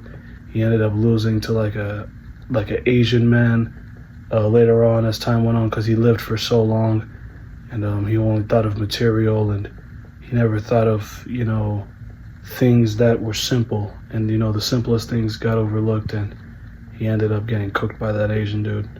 It was a lot of shit that I was thinking about, but so yeah, I was this was where everything started really taking place. Hold up, give me 1 second. So yeah, getting back to the Greek African gods or whatever, the mythical African gods, basically. These guys all knew the universe, and they knew how things worked. They knew the model of statics. They knew the model of light. They knew all of these things, right? General relativity. They knew how to do all of it. And so with this happening is that so this is the thing. African gods would start meeting with Neanderthals in order to start making what we know as humans. And so these African gods would what ended up feeling like my grandfather was that he felt like it was an African god to me. So like around this time, when I was done fasting for 3 days and I was learning about the skeleton thing, the reason how I got to know about this skeleton thing was because of a doctor. I was taking at this point, guys, y'all, starting from my junior year all the way till even now, I have been helping the shit out of my grandparents, right? Making them fufu every day, making them rice and every day, taking care of them, taking them to their appointments, right? My grandfather's eyesight has been getting worse, so he couldn't exactly drive to his appointments. And so over time, I was just so fed up with school. All I wanted to do was just come back home, focus on content creation, help out with the house, and then just work my job. That's all I wanted to do. And I know my lifestyle, and I know how I am and how I get with things. So that was all I wanted to do ever. Well, not ever, but after I tore my Achilles, I'm like, bro, I'm already losing so much shit in life. And so, yeah, I was with my grandparents, my grandpa and my grandma. And, I was, I always, like, my grandpa always, I never liked him growing up. But, over time, I had started, like, just watching them, and I had started gaining my own thoughts about them of, like, oh, why they want to be here, why they're old, they want to stay out of drama, they're not really having fun. And I'm like, I feel old too. Like, I feel old as well. And so I was thinking to myself, because my grandfather now became this like 10th dimensional like wizard that just knew everything about the universe, and all he wanted to see was a golden statue being formed from all the pain and suffering from the universe. And so he wanted a sculpted golden statue in his room. Like, because, I was thinking like these African gods were giants, right? And they were just hiding their forms, their true forms, by just being human. And so, like, they're giants and they just want a human being to transcend and be the golden child of the universe. And I was like thinking of the golden statue. Yeah, that's Siddhartha Gautama, the Buddha, right? And so I had him as my wallpaper, and he was stone. And so I'm like, he's gonna turn into gold when this is over. And so one of the perspectives of the eschaton was that I wasn't thinking I was Jesus, but what I was thinking was, okay, so when the African gods started mating with the Neanderthals and the humans or whatnot, even though Neanderthals aren't necessarily humans, but, they started mating with, like, the Homo sapiens, and, right, like, they were coming around, and, I was like, oh yeah, the Buddha was gonna be the one who was born with the ultimate, like, knowledge of the universe. And so, he's the one that ended up passing all these perspectives of the eschaton and the prophet that's going to come back 2,000 years later or whatever, or thousands of years later. And he gave he spread his knowledge across the whole world. So, how Judaism thinks of, I think, Jesus in a different way. Islamists think of Muhammad, right? Christians think of Jesus. So, but I was thinking in my head that Siddhartha really is the only one. And right now, he is just trying to get these people to understand themselves to the highest degree, right? So they all have basically like the same form of like religion, but in their own way, in their own cultural way. And it's beautiful, but that's what I was thinking in my head. And these African gods are trying to become human so that they can transcend with just being a normal human being that isn't really going through much, because we're way stronger, we're way better in our other forms, we can destroy everybody, right? I was thinking of like a dude with like an Egyptian head, and it was weird. I had a whole bunch of thoughts, like LeBron James was one of the African gods. He had like a bamboo cane, like a bamboo stick, like a bamboo staff, like he had an elephant, like an elephant dick. It was weird. Like his nose, like it was weird, bro. But that's what he wore. And then like his robe was like a towel, kind of, you know what I'm saying? Like, those cool like robe towels, kind of like the Greek god, Zeus, right? And so he was like electricity. He could manipulate a lot of stuff. Yeah, LeBron had a crazy African accent. It was funny. And so, yeah, we're the ones who created everything. This was when I just got done watching Baraka and Samsara, both movies.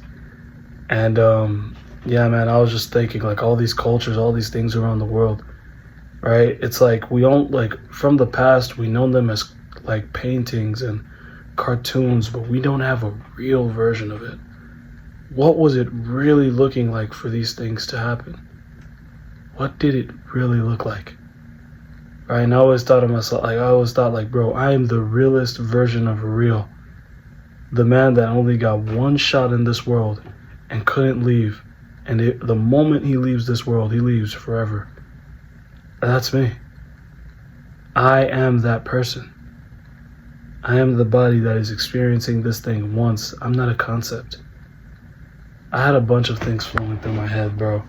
But anyways, yeah, Taoists getting their own perspective on everything. Taoists gaining their Taoists gaining their own perspective.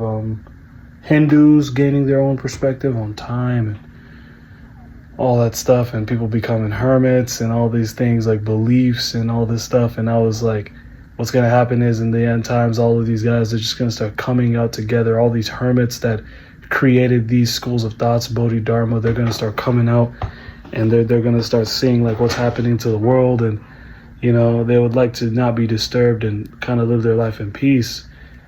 And so, yeah, I had these thoughts. And so then this is where like the bad stuff started happening. Hold on. Yeah. So another thing I was also saying was, how this was all like just playing out when I was talking was, I would say things like, oh, he's speaking from a flat earth perspective. What does that mean? You say.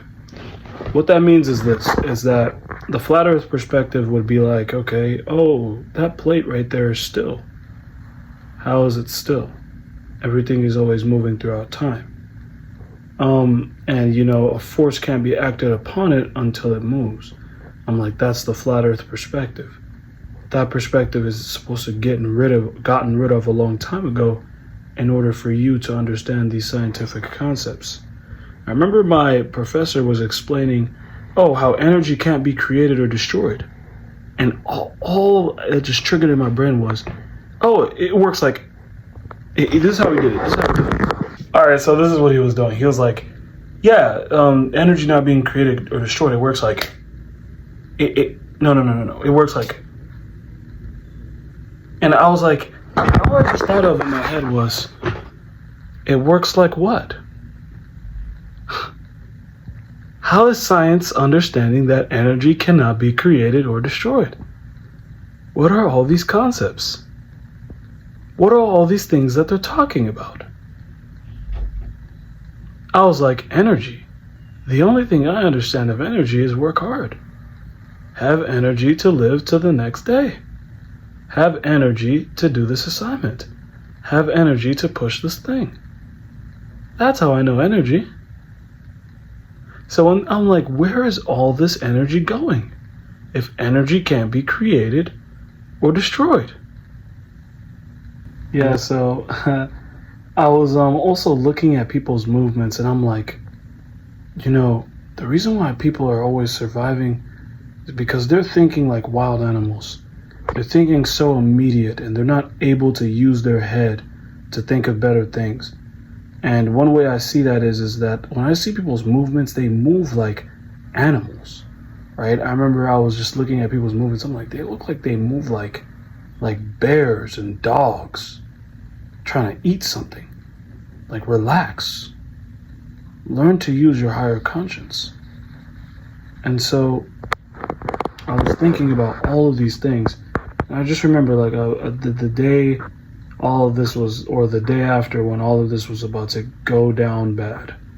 I was at home, chilling out, just doing a bunch of things. I was talking to myself like crazy, saying, my plan to do this, my plan to do that. I was saying a lot of crazy stuff. And so like, maybe my plan should be this because I have to get prepared. Maybe I should probably never go to class again because, it could probably be dangerous. And I remember, the last day of class, I meditated throughout the whole class period. And that was a very long class period too. I meditated throughout that entire class period. It was for my professional communications class. I meditated throughout the whole thing. Like that, so that was like 2 hours. They were all just like, whoa, this guy's just sitting completely still, focused on his breath. What's this? It's weird. And so, another thing I was thinking about was the demon lord and the trap lord, and how, he has gotten his way up in the rankings through destroying lives and killing people and selling drugs and doing all these crazy things. right? And they can't even be happy for a second, right? Like they can have all the money in the world, and they can't even be happy. I was thinking of the character Master Mojo from Powerpuff Girls. That would be their accent, Master Mojo. And then they would also be like how Madara was when he was old, like very old, and he just sounded so ridiculous. That's another word I'd say, ridiculous. I would have all these crazy and funny thoughts in my head, and I mean, like, that was the only thing that was entertaining to me. Other people don't really entertain me. They're not deep. They don't like to talk. They don't tell the truth, and that is just one thing that just sucks about life. People not telling the truth. Just tell the truth. Let it go. Just let the shit go. But anyway, yeah, so my sister and I my sister wanted to go practice driving. And I'm like, bro, and the One Piece meal had just came out. This was around the time the One Piece meal had came out. And I'm like, oh yeah, the One Piece meal, bro, this is so crazy how all this shit was happening at the time of the One Piece meal. The announcement that the World Cup was going to be held here in the USA, it was crazy. Like, that shit just was shocking to me. Y'all, like, that was shocking to me. Like the World Cup was held here. Yeah, that's crazy. Yeah, all of that stuff was happening. And I'm like, bro, in 3 days, this shit gonna pop and this shit gonna go upside down, and ain't no World Cup finna be taking place. So my sister had these things where she would pass out. Not pass out, but she would have like her seizures. Now it's becoming way worse. But not like now she like falls on her back. It's bad. If you guys know any problem with that, let me know in the comments. But my sister would have like these like random bouts. And I'm like, all I can do right now is to just relax her and focus on my breath. And so, my sister she never ever got to experience college. So I'll just say, you know what, come with me to school. Come with me. Just like, we can go with each other. You can sit in the library while I do my work. And then when you're done, just come to the front. I'll pick you up. So that would happen with Frida. And, yeah, she would go to the library and be chilling there. The day of, when I took my sister practice driving, my little sister, and then my big sister, she had a super bad, like seizure where she was just kind of standing there. She dropped a bunch of plates. They all broke and shit.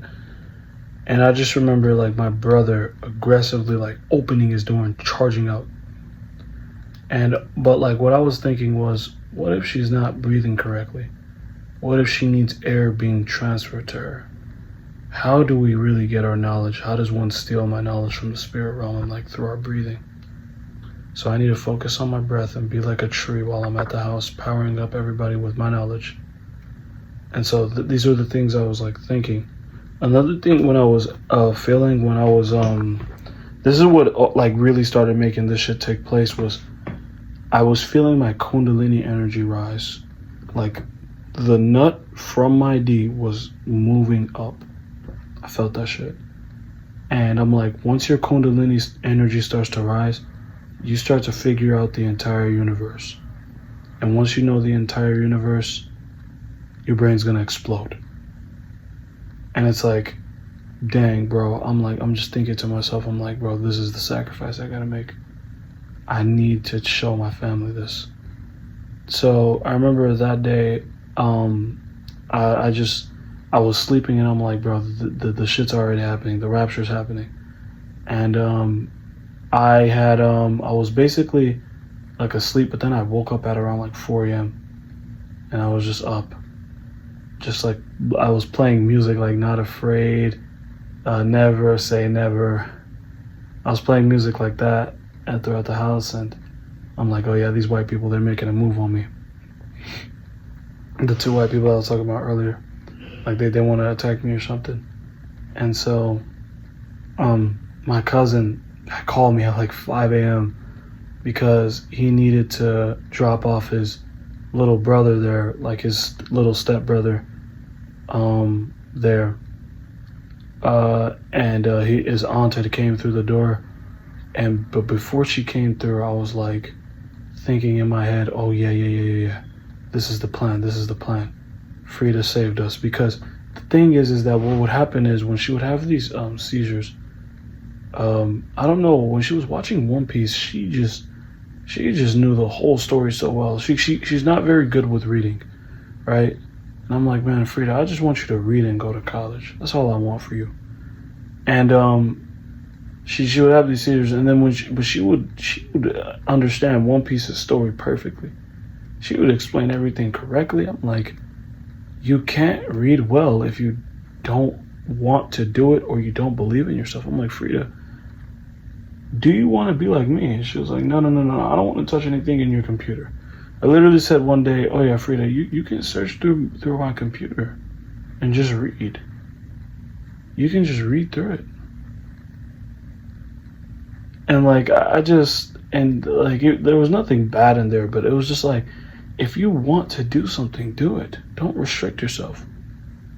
And that was all I tell myself at that time, because I just wanted my sister to be happy. And I just kept thinking like, okay, this is the plan. Auntie Rita's gonna come through, and I'm like, okay, get everybody in the house. Get everyone in the house. We all need to watch One Piece together. And I was like, yeah, we all need to watch One Piece together. I'm like, I was first telling my cousin this. I was like, yeah, Frida saved us. And it was like, fuck. And this is what I was telling my cousin. And I was like, yo, the plan, bro, you have to stick to the plan. He was like, wait, what plan? I'm so confused. Cause like, he was just about to go to work, he was pretty tired. So I was telling them like this. I didn't even know like how they felt. And it's crazy, bro, because like, you just forget how people feel. Like, I don't know how to explain it. Like, I wouldn't do this to a random person. I was always very silent and quiet in class. After a while, I'd just make like random jokes, but I was very peaceful, and I still am. But it's like, I literally just remember telling them that, like, oh, you have to follow the plan. Frida saved us. She saved us. I can transcend the human consciousness, and we can be free. It's like, wait, what? Like, because at this time, my cousin was just like, wait, what do you... And I called him 3 times. Like, I called him the first time, it was just confusing, because it was just like, what is he calling me for? And I just, like, the second time, I was like, I'm sorry. Like, I didn't... the second time, I was like, I'm sorry. I didn't mean to call you. I just really wanted to tell you something important and the shit that I've been going through. And then, yeah, man, I don't know how that felt to them. I don't know how it felt to him. But I just remember being so happy to tell him that, bro. Like, that was all I could think of, was that, like, yeah, One Piece is going to end soon. We already know the ending to One Piece. We already know the ending to this universe thing. This shit's going to end soon. Blah, blah, blah. And we can be all free and happy.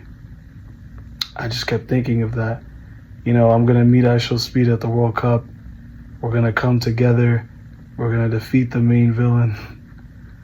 So funny, bro. I don't know. Like, I just had a bunch of crazy ass fucking thoughts. No. But what I was thinking was that Speed, right, was going to be going around the universe. No, going around the Earth, trying to find a... No, actually, I thought Speed was the main villain. Like, it was weird. It would jump.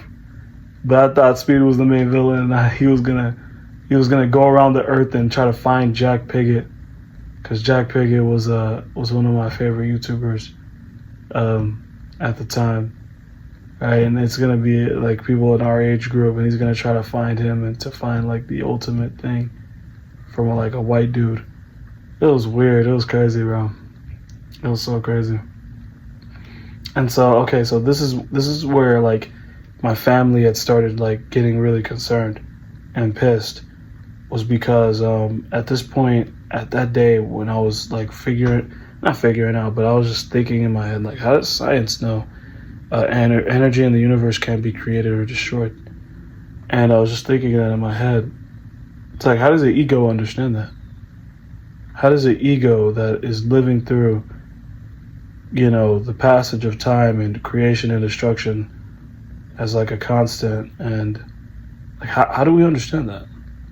So then I started saying like, oh yeah, my brother's gonna graduate. So this is the thing I was thinking, right? My brother is like, my greatest helper to the universe because, growing up, I mean, like, I just always I was just always rocking with him and shit. And, I had watched bro get shot, like, with a gun. We were both in a barber shop and they started shooting that shit up and a stray bullet hit his arm.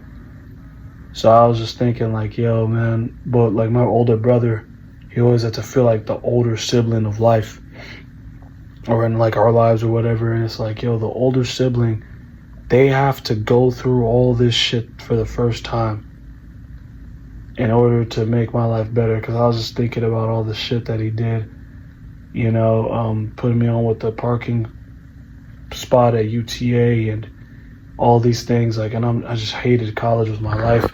But yeah, and I'm like, bro, he hates college too, but he had to do all this shit by himself. He couldn't go to no TCC. There wasn't no in the summer classes. There wasn't, right? So I was just thinking all of that shit in my head. I'm like, bro, someone is trying to snake my brother. Someone is trying to kill him. Someone out there is trying to get him. Do not touch him. You know what I'm saying, right? And I'm like, bro, he needs to operate in the ultimate revenge. And so one thing I was thinking about was I was always a good person. I was always just doing the good things of life. But I realized that you can't be a good person all the time navigating through life. In fact, it could be very harmful at some points. That was what Vegeta was trying to teach Goku that in the Namek saga, when Raccoon and it was Jace and Berta, they were like barely alive, and Vegeta just swooped in and just fucking like brutally hit the fuck out, just brutally killed them. And Goku was like, you didn't have to do that. And Vegeta was like, oh, Kakarot, you wouldn't understand. They would hold your kid hostage. They would do this shit. And I was thinking like, me and my brother, we're like Goku and Vegeta. Because, my brother had to probably navigate life through evil while I had to navigate life through good.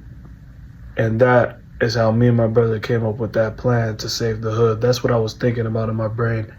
So this was at that point, I was saying this shit out loud.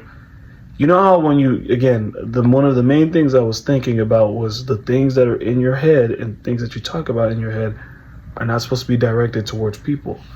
So, and it wasn't directed towards anyone real. I was just talking to myself. It was just happening, right? And so, my brother, me and my brother, we're gonna do this, and we're gonna come up with the spirit bomb play in order to take out Speed and, stop him from doing all this crazy stuff. Because I thought there was a snake in the black community trying to take our essence, our powers, and we purposefully threw that away. Right, just like how in Vinland Saga they threw away their sword because that's not what makes a true warrior. And so we threw away our powers because we understand that it doesn't create a true warrior. It just creates more cycles of suffering. The more we teach kids how to shoot a fireball and how to create things that could destroy other people, the more separation we have. And we want the planet to come back in one place and in one piece, and that we'll know deep down where it all started. And it all started in Africa when we came down trying to look for power, and it never works that way. And we gain peace through understanding that power is not the thing that is going to help us gain peace. So that was on my mind, and I'm like, bro, my brother is operating in the ultimate revenge right now. Someone is trying to snake him at like a strip club. Someone is trying to destroy him. Someone is trying to kill him, and he just needs to relax and rest. And so I was thinking this shit in my head, and I was thinking of Guts. And like the Buddha. All right, I was thinking of those two. They come down together after everything has been done. They come down together. They dap each other up. They smack their hand on the table down like this. Let's eat. And so I was thinking of that, and yeah, that's exactly what I was thinking. And oh boy, my brother hated it.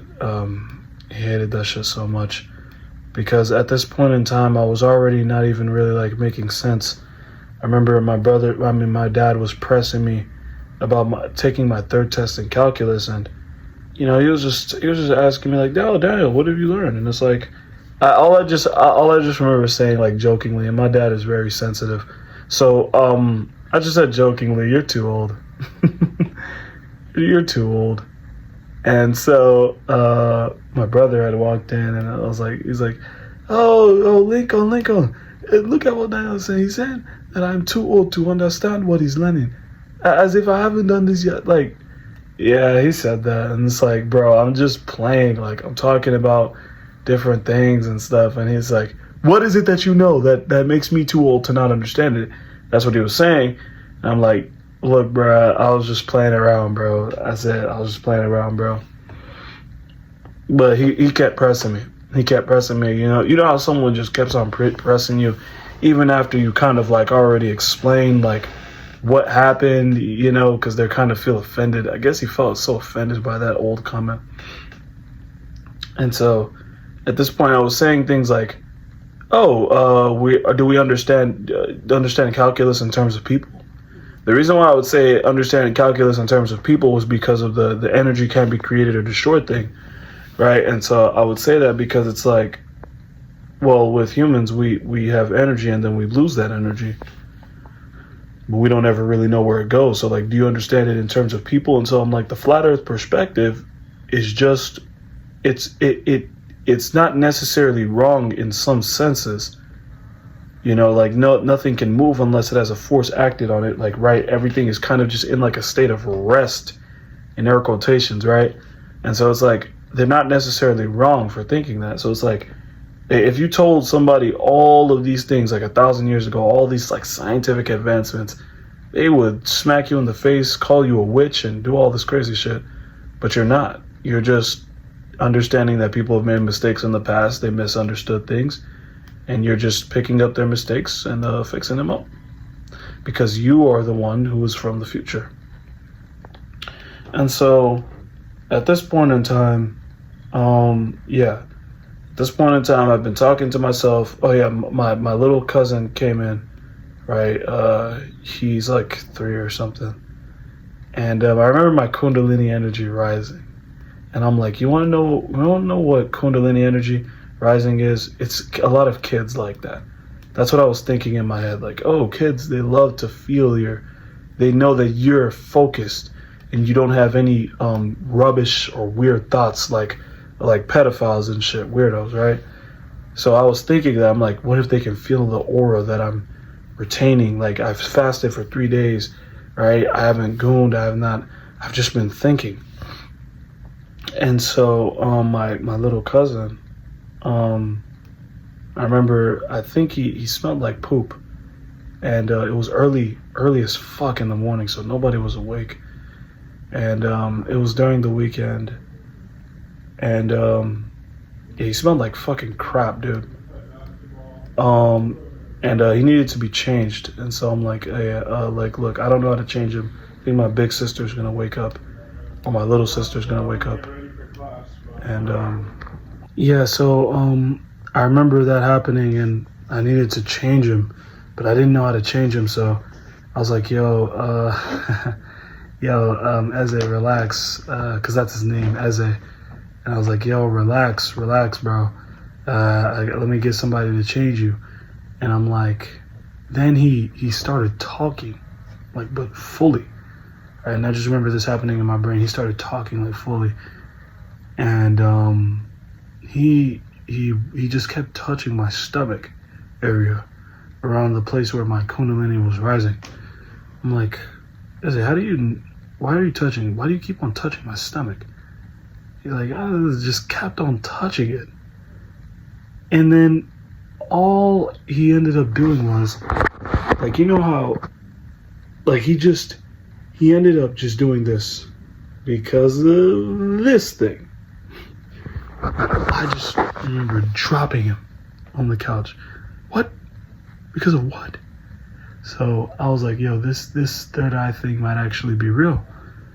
And so I was thinking of that, and I'm like, oh yeah, he can't learn things through me anymore. He can't learn things through me. And so another thing I was doing was I wasn't using my computer or like phone at all. I've said that already, but I hadn't used it in like 3 weeks. So like I all of this stuff was just from my head, and I just kept thinking of, yeah, Walter White being, I've never seen Breaking Bad up until this point, but I kept thinking of Walter White, like a character that looked just like Walter White being the demon god, and you know, me and this white dude who I just assumed to be Jack Piggott, pulling up being like, no, you don't have the actual model of the universe. We have the actual model of the universe.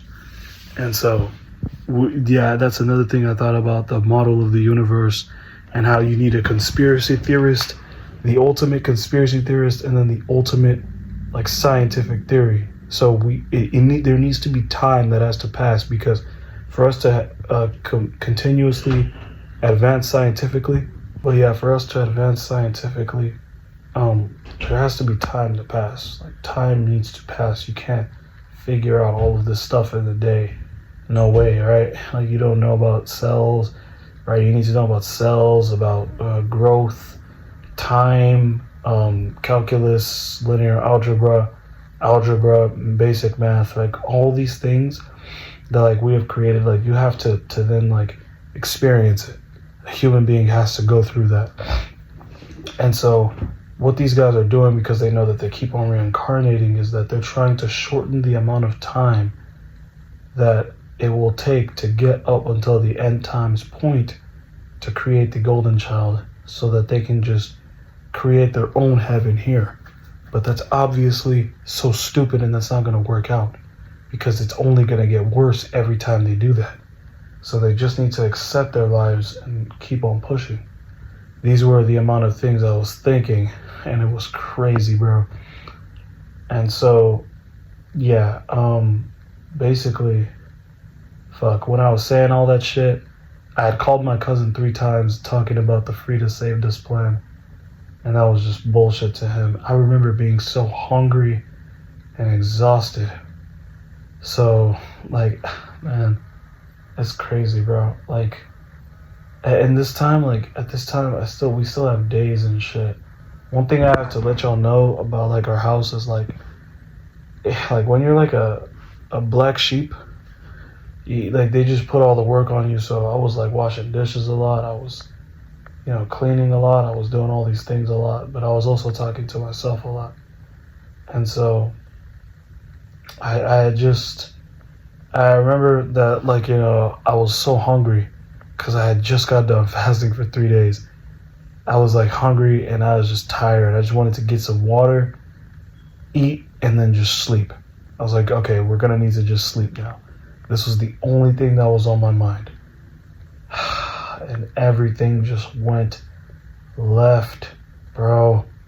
Okay, so at this point, my grandparents, I was teaching them. This was so sad.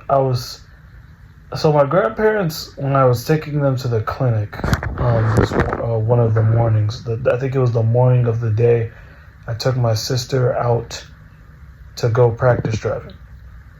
And during that time, when I was taking them to the clinic, I was talking to myself, saying like, I will find the demon lord and kill him. Like, I was saying all this stuff, and I was just whispering it, but like they were just looking at me like, yo, what is up with Daniel, bro? This dude is tripping. Right? In their heads, so all they could do was just look at me. And I was just smiling.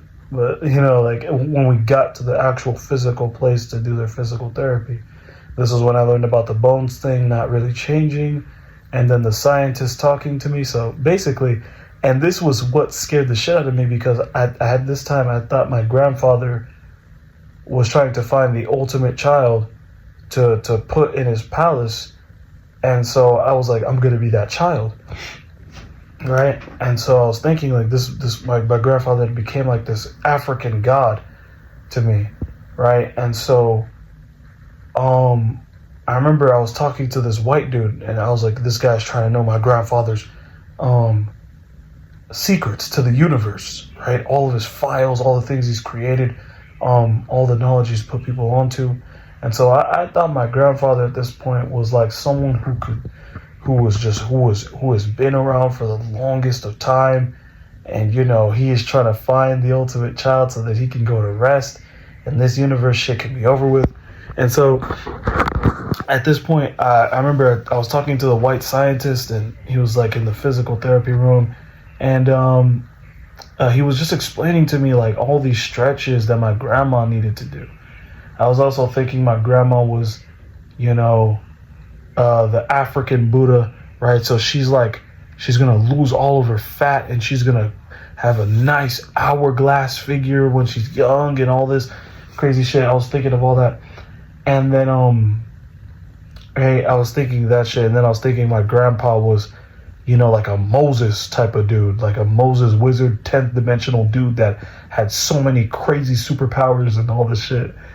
So both of them had crazy superpowers, and like he would smash my grandma's down like fat, like not like smash her like sex, like but smash her down like her body, because like her bones could withstand like his, like the way he could just step on something, and like all of that shit, like because of her fat, because of her fat and shit.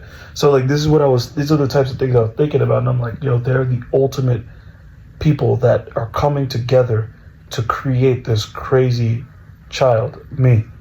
So at this point, it felt like everything was going good. And then I was talking to the white scientist, and I'm like, I forgot what I was talking about, like bones and all that. And then I just remembered us talking, and we were coming to a very good agreement. Like we were just cooking. And then when it was time, he handed me the paper. And what I did was, never let your left hand know what your right hand is doing. So when he was about to hand me the paper, we were cooking up, talking about science and bones and carbon dating and all this stuff. He had looked at me. We were both talking to each other. We were sitting down, and I had the paper in my left hand. This is what I had the paper in my left hand, and I wanted to give him the paper and put my right hand back, because he wanted to give me an actual handshake. Like he loved what I was saying, and he wanted to give me an actual handshake. And I literally remember doing this. Like wagging my foot like this, like, oh fuck, I don't know if I'm showing that. Like wagging my foot like that. And you know how Sonic looks when he's waiting for a long time, and he's like kind of like that. I wanted to do that. I wanted to grab the paper, because he gave it to me, and it was in my left hand, and I wanted to bring my right hand back, smack his hand with the paper that was in my left hand, and not even move my right hand. But then I was so tired and drowsy, and I would like think about this moment all the time. And so then I couldn't do that. I was tired, and I just remember dapping him up and having such a respectful handshake. And he was like, and I said, and I kept saying about something about paying for it. And then I think, in the end, all he said was, no, you paid for it. You paid for that research. And so that's what made me come up with the alien brain, the AI brain, the alien body that's the Antichrist, and all of these crazy things, right? I just kept thinking about the spiritual eschaton who can operate the universe without moving a muscle. I always thought that was so clean. Yeah, man, there's just a lot. Like I just remember like talking to the guy, like the physical therapist, and his one thing was that his breath was hot. Like he I had thought, my brain was going all over the place. It was scary, bro. It was so scary. Like, oh man, and there's just so much more to talk about too. Holy crap, dude. But yeah, and then I dapped him up, and I had just been holding on to this moment because I thought I was at the 6th chakra, and I wasn't at the 7th chakra to activate my third eye to fully see the world. And so, with that being said, I was I was really deep in my thoughts, and yeah, my brother, this is where everything started going bad. So basically, that during that morning when I was super hungry and I had fasted for 3 days and I was tired, I was like, okay, I'm just gonna eat something very light and then go straight the fuck to sleep. Cause I one thing, okay, and that's another thing I had. When I was fasted and I wasn't fapping and doing anything, I had a super tight air bubble here. Like I had a nice air bubble feeling. It was like, I was like, damn, is that how you work on your abs? I had such a nice, like, tight air bubble feeling there. And it felt so damn good. I thought I was going to be able to fly. I thought, like, it was funny. Like, I thought I was going to become the wind hermit, right? And so I kept thinking of the Avatar state. And so, during that day when all that stuff was happening, I remember my brother was so pissed because I had called my cousin 3 times before work, 3 times. And he was just, like, he wasn't pissed, but he was just confused. Like, what is this dude talking about? What is he thinking about right now? I literally remember, like, the days before this, my cousin and I were relaxed. Like, we were chilling, and he just asked me, yo, if I bought you a PS5, what would you do with it? I was like, I wouldn't be using it right now.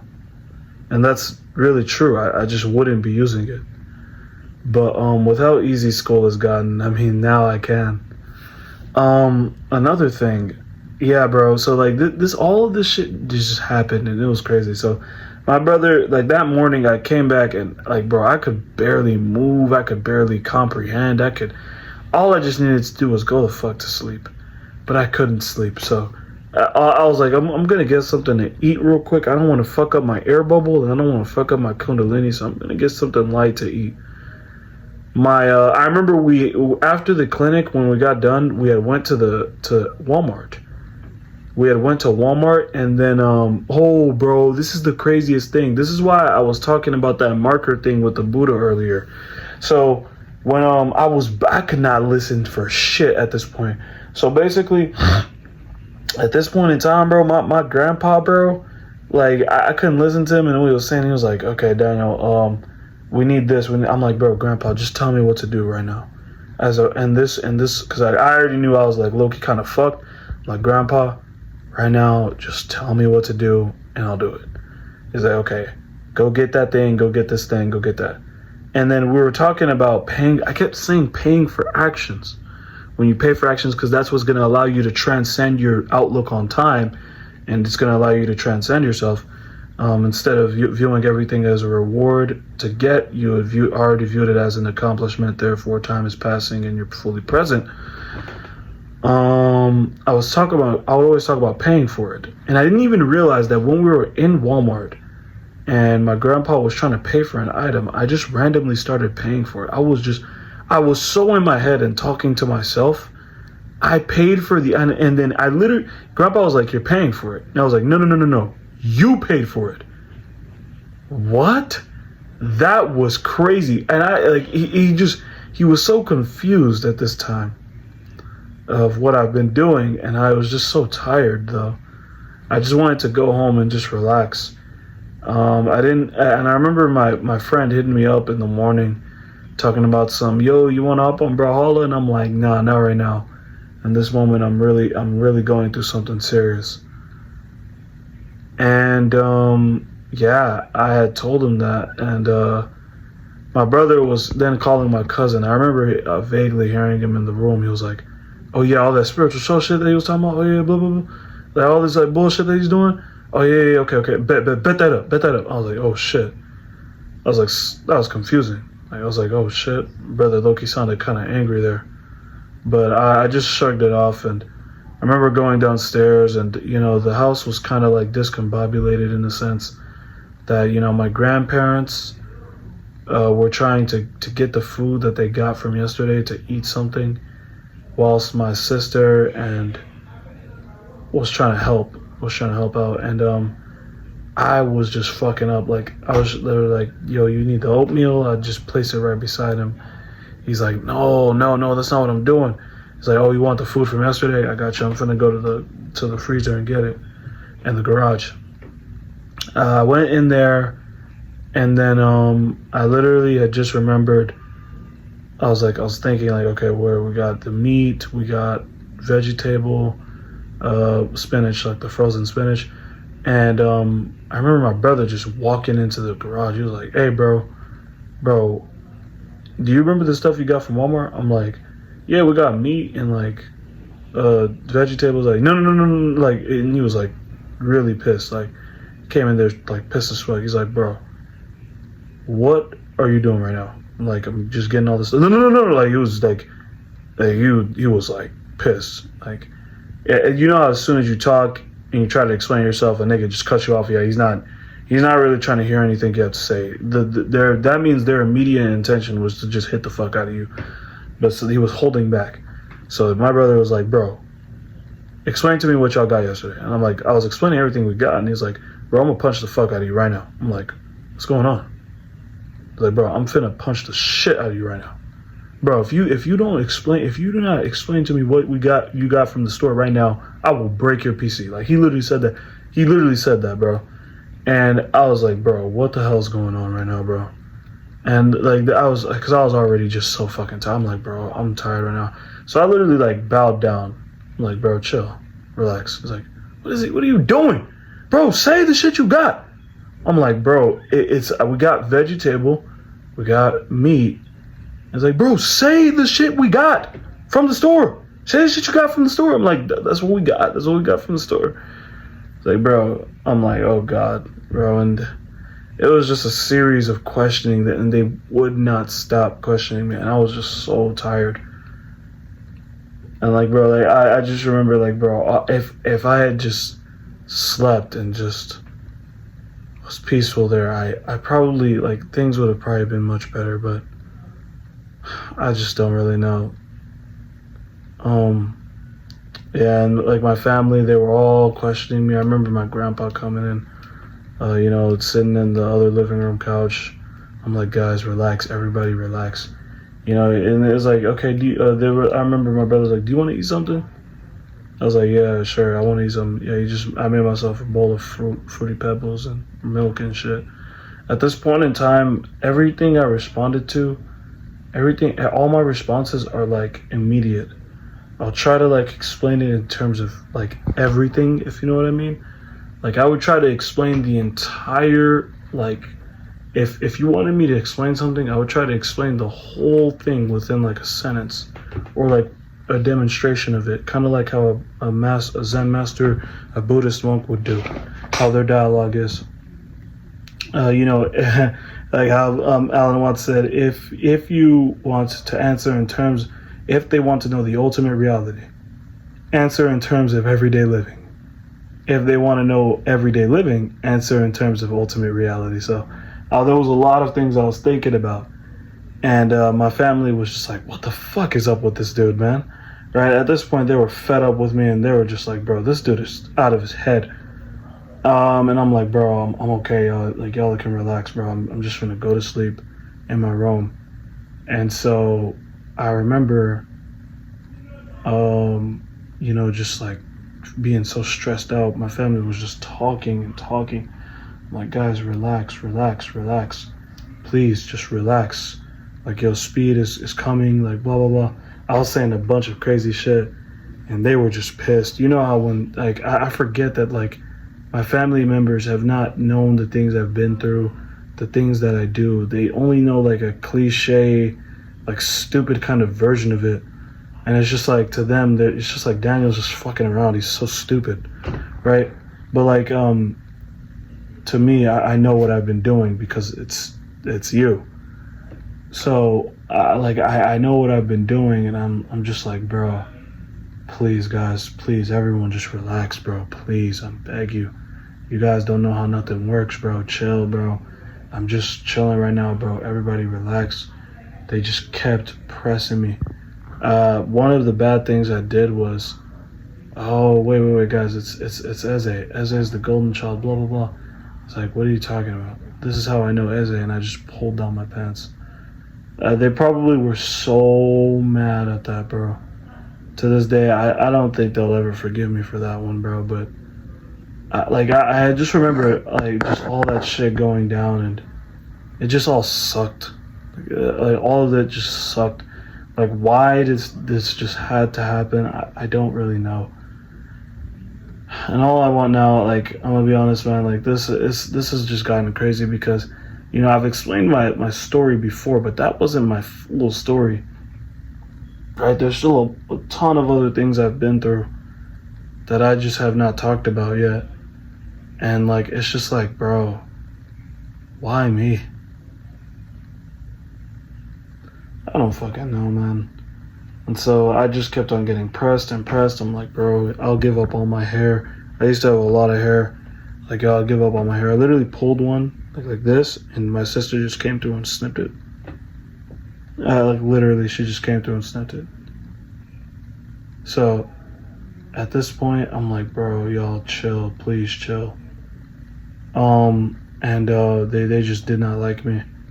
And I don't think my family really even likes me anymore, but they never really did in the first place. But I just, like, that feeling of being neglected by your family, bro, honestly, I'm used to it now, bro. But I'm just done. Like, I don't need to impress them. And I was never trying to begin with. But these were just some of the things I was thinking. And so, yeah, all I just remember asking was, yo, guys, where is Eze? And they were like, someone already came and picked him up. I'm like, oh shit, Eze, I'm supposed to be with Eze. That's all, because that's all I remember was just my task, to be with Eze. I was just fucking tired as shit. And then I had ran outside. Like, I was like, no, I have to become a dirty a monk, a dirty hermit, far in the woods to figure out the ultimate spiritual knowledge. And so that's what I was thinking in my head. I was running across everywhere. I was running into things, and I was talking about just all the shit that has happened to me. I remember being in the car, closed my eyes closed, and I'm like, yo, time does reverse when you die. You'll know it the day it pops. You'll know this shit the day all this shit gets started. You'll know. And then I just remembered, like, being somebody who got his brains blown out from the back of his head. And it was the craziest thing in the world, bro. Man, there's so much more to it. Alright, a day later, uploading the rest of this in my car. So yeah, about the thing with the car, I was running around outside, just, you know, saying all these things. All, like, my dad used to always say, like, Daniel, wear a shirt in the house. He was always mad that I looked better than him physique-wise.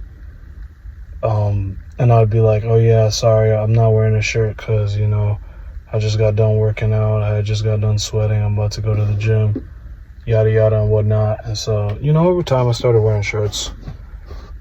But I'd be like, oh yeah, my dad always told, like, I was just flowing through all of my thought process. Like, it would just go all out of my mouth.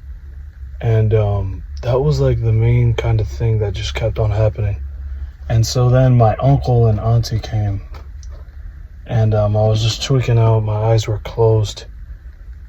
And after that, they took me to the hospital, you know, a nearby hospital. And I was like, oh, when I walked in, I was like, oh, this place looks distracted.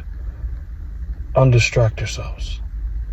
And so I kept on just flowing and rhyming throughout all of that stuff. And I mean, bro, this was around, my family doesn't know any of the self-improvement things I do. I mean, I may have said some things in the past, but they don't really know any of the self-improvement things that I do. And so with me, I am just, I don't even know what to say, man. Because, like, with me, bro, the only thing that they know is, you know, I watched Spiritual Soul from time to time. You know, he barely uploads, so, like, I barely watch him like that anymore. But, like, back then I was, so people just use what you have from your past. God, I hate family so much, bro. But anyway, yeah, they took me to the hospital. I was like, man, I was just fed up. Like, when my brother said that, like, I was just fed up. Like, I was just, like, so fed up. Like, like, this last part, because pretty much after that, they took me to the hospital. I was there for, like, 8 hours. When I went there, I had thought that at this point, what the main thing that was going through my head at this point in time was, the world is about to end, and I'm going to showcase my meditation to the world and like the superpowers I can do whilst I lay down. And they were checking my blood pressure, and like it could go all the way up very high, and then I can lower it back down. I was doing all these things. I was just meditating. I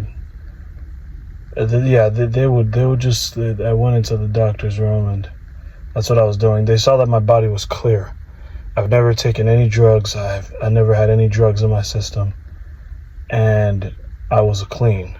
Like, I didn't have anything in my system, and that just made me kind of like that. That was like, wow, like that shocked everyone. Like, it was like, what? No drugs? He hasn't done a single drug throughout all of his life. No drugs, nothing. It's like, yeah, nothing. And so I had to go through all this mess. And like, then after that, pretty much, I was there for 8 hours. I couldn't pee because like I hadn't drinking water or like eaten in a while, like 3 days. I think I drank some water on the first day. I forgot what happened. I think I drank some water. I know I didn't eat for 3 days, but I think I drank a small amount of water. It was a very small amount. And I ended up losing some weight, obviously. And I couldn't pee. Like, when I was at the doctor's, I couldn't pee. I remember my penis was small because it was soft. Not small as in like when I'm hard, but when I'm soft, And that just felt good, kind of, I thought, like, because you know how when those statues, their like penis is tiny because it's showing like a sense of focus and direction, right? Their penis wouldn't be long, hard, and strong on the battlefield. That would only be when they're with their wives or with girls or something. But that small like penis, like soft, shows a direction of focus that your semen retention energy is building within you. And so that's what I always like thought of it as. And so they were like, you have a certain solid in your penis. Either we inject something into your nutsack to remove it, or you pee. So they weren't going to let me leave the hospital until I pee, and I could not pee for anything. Like, I couldn't pee. Like, and I said I need water. Like, they wouldn't give me really any water, but like I couldn't pee for shit. And so yeah, pretty much I peed 8 hours later, and it was just regular piss. It was just yellow as fuck. That was it. There was nothing in there. And yeah, that's exactly what happened.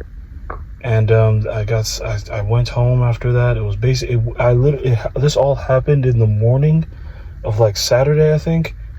And at the end, this all ended at night. And so after that, I started having a bunch of hallucinations at home. I thought that in my home there was going to be like people showing up, and there was going to be a certain enemy I would have to fight. And there was also helicopters coming. That's what I felt. I thought that basically the police was now like searching my entire house to see if I am like the ultimate thing, the ultimate being, right? And so I'm like, this is all just going according to the plan. I need to just relax. And so, yeah, it didn't. And I mean, my whole family just saw me that way, just hearing all the stuff I was saying, and they didn't. This just exhausted me, bro. Like, I don't even feel like saying the last part, but it's basically I was just in the house saying all those beliefs again, and they just kept interrogating me. I remember just getting no sleep during that period. It just felt like my family members just wanted to kill me and get rid of me. And that's how it feels now, but like I just hate it, bro. And all I pray for, man, is to just have my peace. I am so tired of this. And throughout all of this, I have only been left without the things that I own. And everybody else is living rent-free. Everyone else, rent-free. I hate that with my soul. They're living rent-free as I sit back and get angry and think about all the reasons to be angry. Meanwhile, they're just sitting rent-free. Hold up. Yeah, I just had to take off my shirt. I don't want to sweat too much in it because I don't want to have to be washing that shirt too much. It shrinks very hard when you put it in the washing machine. But anyway, yeah, I was basically at home and I was just saying all these beliefs. I thought that the ancient Anunnakis were going to start coming up and shit. And all the YouTubers that started posting different content. I thought everyone in the world was watching me. And how Speed has just randomly started leaving YouTube and all this stuff. And all that shit just happened to me, and it just sucks. It just really fucking sucks, man. Every time I try to come up with a solution in my life, it gets just fucking shot down. I cannot breathe in this thing, man. I just don't know the purpose of my fucking life. Every single time I've worked hard on something, every time I've just built something always brought it down. When can I just live my life knowing that nothing from the outside world would bring down the world that I create? The world that I just own. When can I fucking own something? That's the real question, man. When can I fucking own something, dude? When can I just own it? There, you own this. You own your success. Every day I ask myself that question. I've just been so pissed. I just keep seeing death in my dreams. I keep seeing killing in my dreams. And sex. And I hate it. When can my life just be peaceful? I'm so tired of this. And it's like the worst part is that the war zone is in your head. Man, and you know why it's in your head. And it just fucking sucks.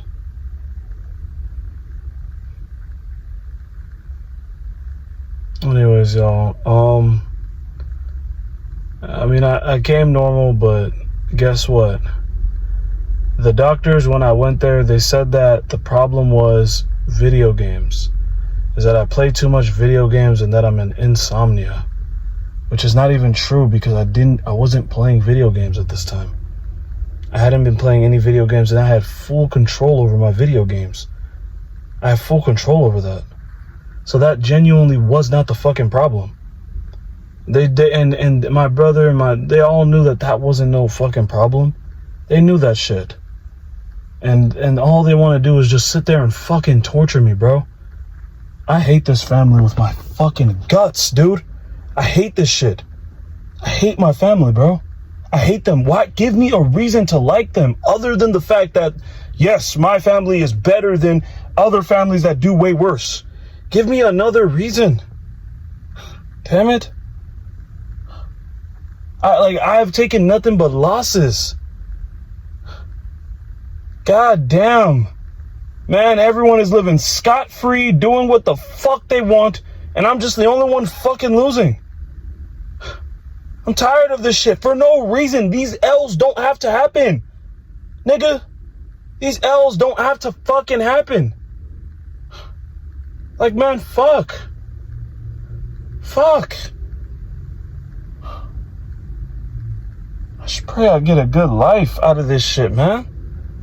That's all I pray for. That's all I prayed for, bro.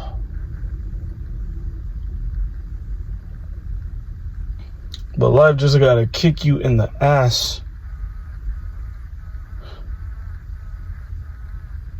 Can't even breathe anymore, man. But anyways, y'all.